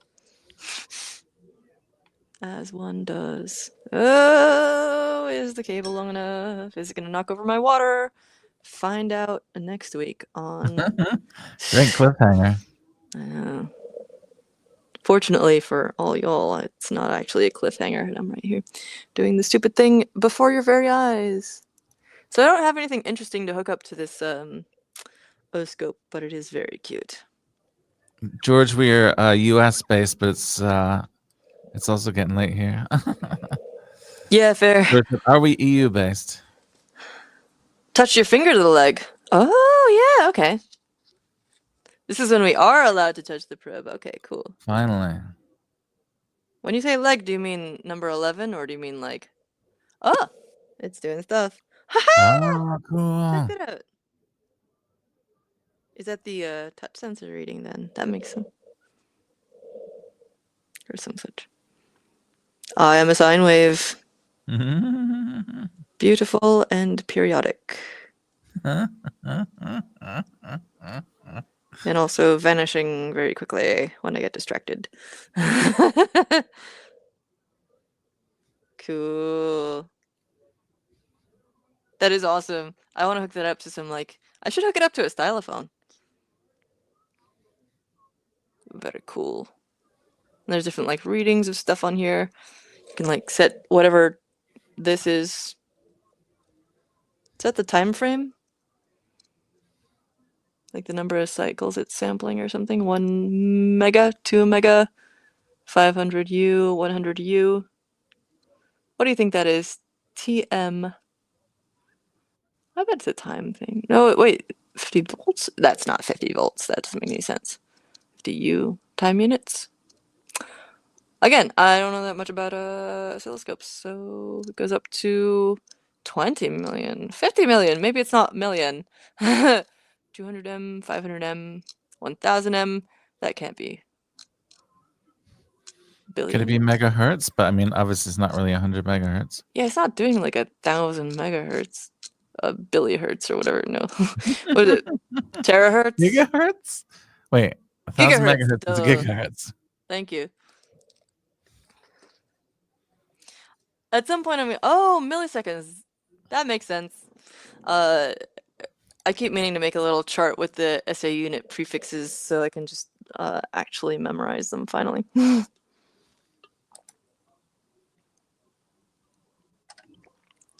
All right.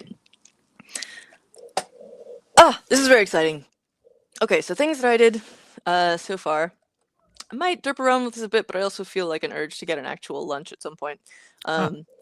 It is, so we connected them, we calibrated them. I got Viper IDE working and tried a couple of example thingies. Learned what the little extra board was for. We both got the OLED working and learned about how shimmery shiny it all is and glorious, and we learned horrible things about ourselves and film. What you doing? I was just gonna say, and we got the film back on perfectly. Look at that, it's perfect. It's great. It's beautiful, David. I've never seen that expression from you before. Apparently, I've never let you down this significantly before. It's pretty hard to disappoint me, David, but somehow you're a very impressive person. I didn't actually hook up a button or a NeoPixel at all, and probably I should do that. Like, that might be a fun, really quick thing to do, but I know that I'm going to get into 1,000 little sidetracked things, so I don't think I will right now. I'm starting to get a headache. But that was cool. We told people to come to Open Hardware Summit. What have you... How's your experience been? Do you have any more stuff to add? With Open Hardware Summit? Or with today's session, like, just kind of like a quick recap. Since I opened the Open Hardware Summit can of worms, one of my favorite events by far. Really excellent people, like you said, really diverse range of topics and workshops, and highly recommend Open Hardware Summit. However, that was not the question, so let me undo that. And, I'm always down for an Open Hardware Summit tangent.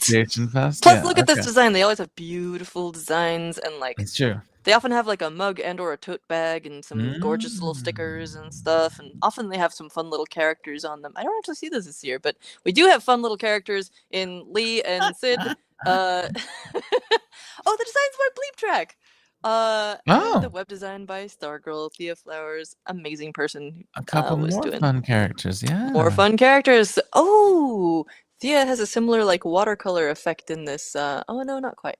But anyway, still very pretty. Art on there. Anyway. Oh look, Bleep Track does a ton of cool stuff that I just showed off earlier. Yeah. So anyway, come to Open Hardware Summit. Timon is going to be there too, probably, based on their comment. And there's a bunch of cool people. And if you can't figure out a way to get there, then please do reach out to their organizers, because they are so proactive about making sure that people can come in whatever way, whether that's like finding places for you to stay with local people or whatever. Just like it's a really good community, and people are so good. Yeah. So let's see. Later on, I'm going to look at Walkway, I guess. Yeah, definitely check that out. Highly recommend it. Everybody, remember that a bunch of our links and notes and stuff, as per usual, with all these Dayglow sessions, we dump them into a shared document that you can look at, so that if you're like, what was that code example? Like, gee, it'd be really nice if I could just copy and paste that thing that they just did. You can! It's in a document. It's amazing. I'm a total dork for documentation, and that's how I got into this career. Anyway, what? I was just going to say, and as per usual, you'll be able to access the document at dayglow.show. Yes. And as per usual, it'll take me a while to update it, so don't scroll down and see that we're only on like episode 4 or something like that. But I'll make the font bigger, even better. Ooh. There's nothing below here. Right, I'll get them updated so that we have through show 7 all on there for your convenience. Obviously, you can just link over from the YouTube as well. Mm-hmm. At least you can if you're using your account. If you're using my account, I'm not approved for using links yet, so you can't. What's this? My YouTube account is not approved for linkability yet. You know, whatever whatever level of awesomeness you have to I don't know what unlock that is. the ability to do links. My descriptions are not allowed to have links. Oh, are mine links? That'd be nice. I Yours are don't know. definitely links. Mine are Ah, not. cool. All right. Well, that sucks, but at least they're available somewhere. They're also all available from this doc. Pretty much anything that I put. This is exactly the same as the video description, except Mhm. that like I don't have the link to the doc in the doc because that just seems silly. But there's a couple I added here after creating the video. So like this Shopify link is not in the video description, but it is on our docs page. Also, you can just look up Jumperless My Shopify, I assume. There was another thing that I forget what it was that I was just looking at. Oh yeah, you showed your Raspberry Pi AI Hat Plus 2. And I showed this thing from this thing from the Things Network with the LoRaWAN indoor home automation gateway smart home situation. And we talked about events as well. Let's see. Oh yeah, Timon's an Oshawa board member now. Congrats! Well, congratulations. That's awesome. Yay! And also, if you go to Maker Events, you may end up getting your own Jumperless t-shirt or other swag. Did we You mention should that it go. glows in the dark? What? Are you messing with me or like? It glows in the I dark. believe it. I It believe glows it. in the dark. I don't have any dark available, so I'll have to check that later. Did my earring run out of battery over here? What?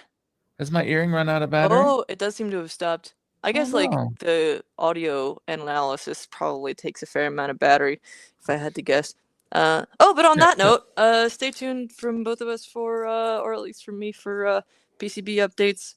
Got these like light up earring guys, and at some point later in the prototyping process, end up sharing more of these and bringing them around. And Straith and I are gonna trade stuff, and it's gonna be awesome.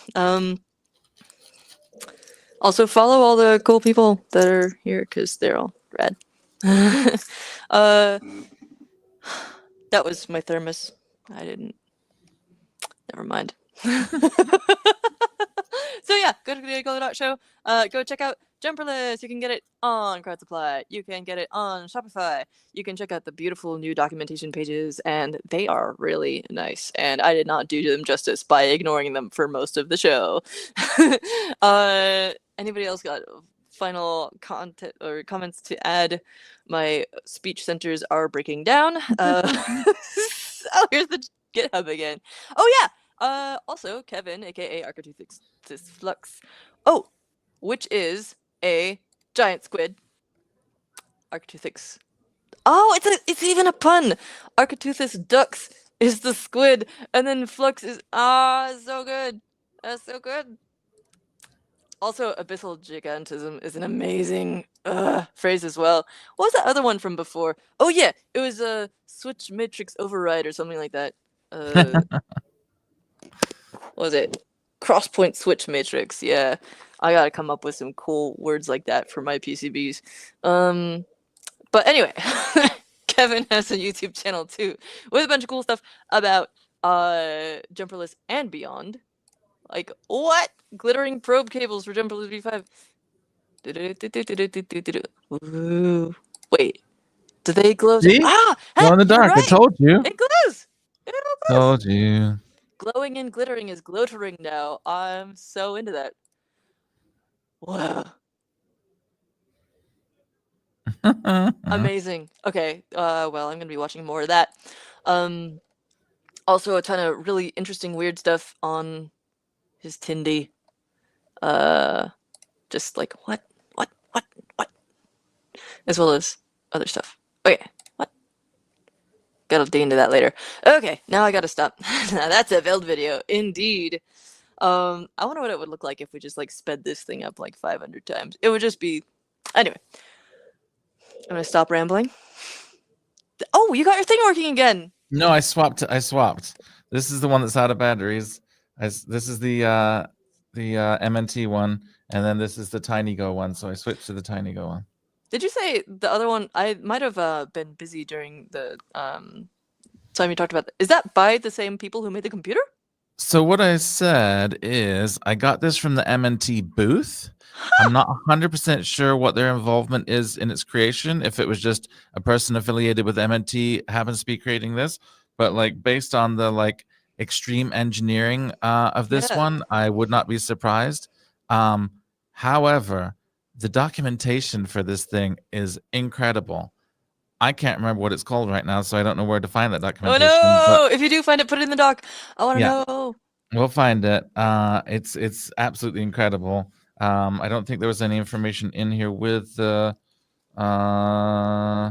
Nope, that is a USB cable Ah, package. So that's not the. apparently Oh, there's. Okay, let's see. okay. MNT is selling on the crate. And mntre.com or something. What is it? do we have a link or a product name, or because I'm the looking it up. documentation for this thing is beyond incredible. It's the best thing I've ever seen, and also it's like extremely well engineered. Like I think it's like STM Here we go. 8. Oh, It's on yes. the MNT site. Oh, okay. Just scroll down to MNT and Colibri. Halo Okay. earrings is my assumption. All Is right. that So now 90 do a LEDs search on there? for do a search for Calibri 90. Oh, is it or just go, yeah. Yeah, okay. Now, Woo! This is documentation and very detail and all of this nice. stuff is absolutely excellent. Whoa, look at this packaging. Yeah, you can get like an AirPods case for Oh, it. I'm definitely not jelly. I'm so Uh-huh. jelly right now. But you know what? It's not actually jelly. I'm feeling like I am very excited to dig through this later and like get inspired for documentation, packaging, and everything. Lordy, look at all this. Yeah, it's incredible. Okay, I gotta stop making those noises, man. Okay, No, that's the best part of the show. Please drop those links oh yes. into the document though, since I don't have them handy. Yes. Okay, so let's see. And Intro and random links. Here we go. for completeness, David's. maybe we can find this Tiny Go earring as well. Let's see, and then the this is not the right one. That is the pocket form. Diddly do. Here are the docs. Okay, and then what was it? Tiny Go? Tiny Go is the programming language, and these are earrings that run Tiny Go. So I would imagine there's not a huge number of earrings that run Tiny Go. So if you find a link for them, it's probably going to be the right ones. Tiny Go name tags. Oh, go for bed. Huh. That might be tougher to find.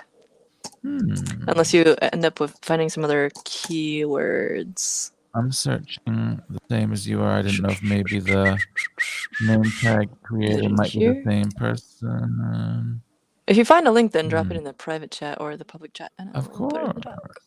Or you could do it, obviously. Oh, hey, this looks like. Yeah. Is this a similar thing? Oh yeah. There was. I tried pulling up this website and couldn't get it, but ooh, they're inspired by this other one. You know, I have a. Wait, what was that? What was that Mastodon post? Oh, so here's the thing. You just pulled up California Steam. Yeah. I believe that this is a fork of California Steam's Gotcha. product. So what In the that thing case, you're is looking it at right supercapacitors? Because I've got a California Steam earring. No, I wish. And it It's does just have it's just a supercapacitors on small it. coin cell on this one. Very Yeah. good. Which also has a cool little UI in it, actually. If you like, so it's got like 1, 2, 3, or 4, or 5, I guess, LEDs from the start, and this is like a low light version, which I really appreciate in LED art. And see how they're like all numbered, those different patterns? And then if you like hold it down for long enough, of course it turns off.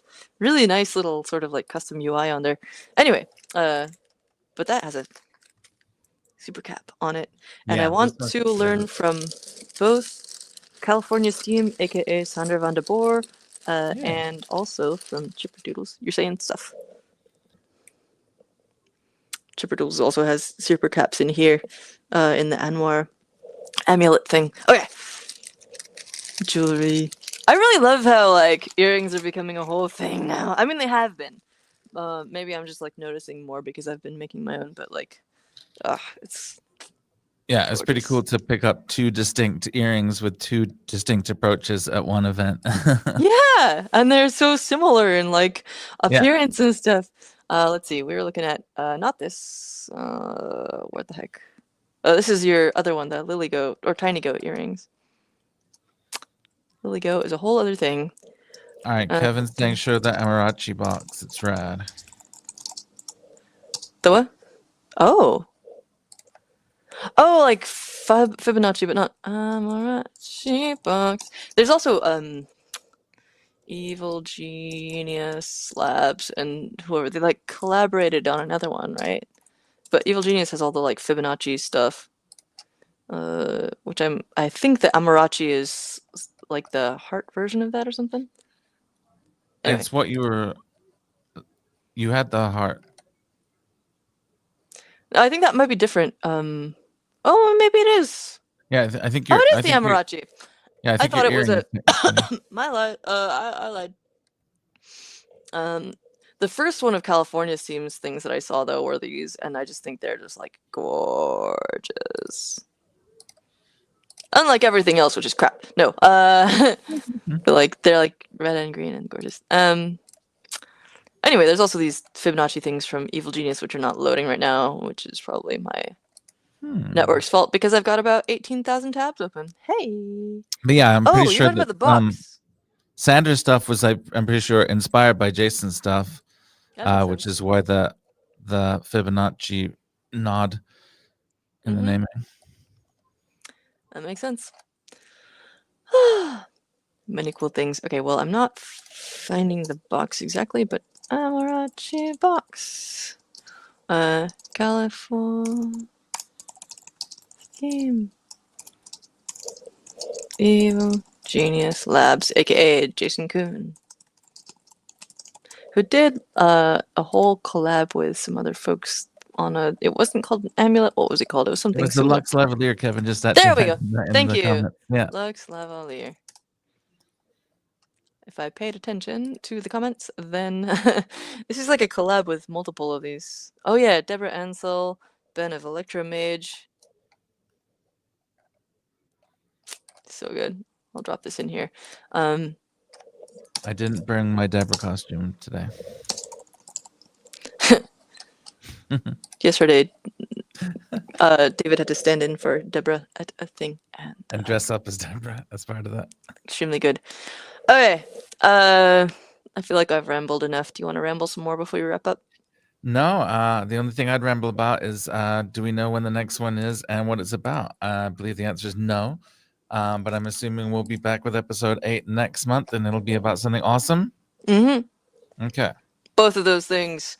Yeah, we got a whole list, but we gotta like decide on what it is. If y'all wish to see us hack on anything in particular, let us know. And the comments are on the Discord.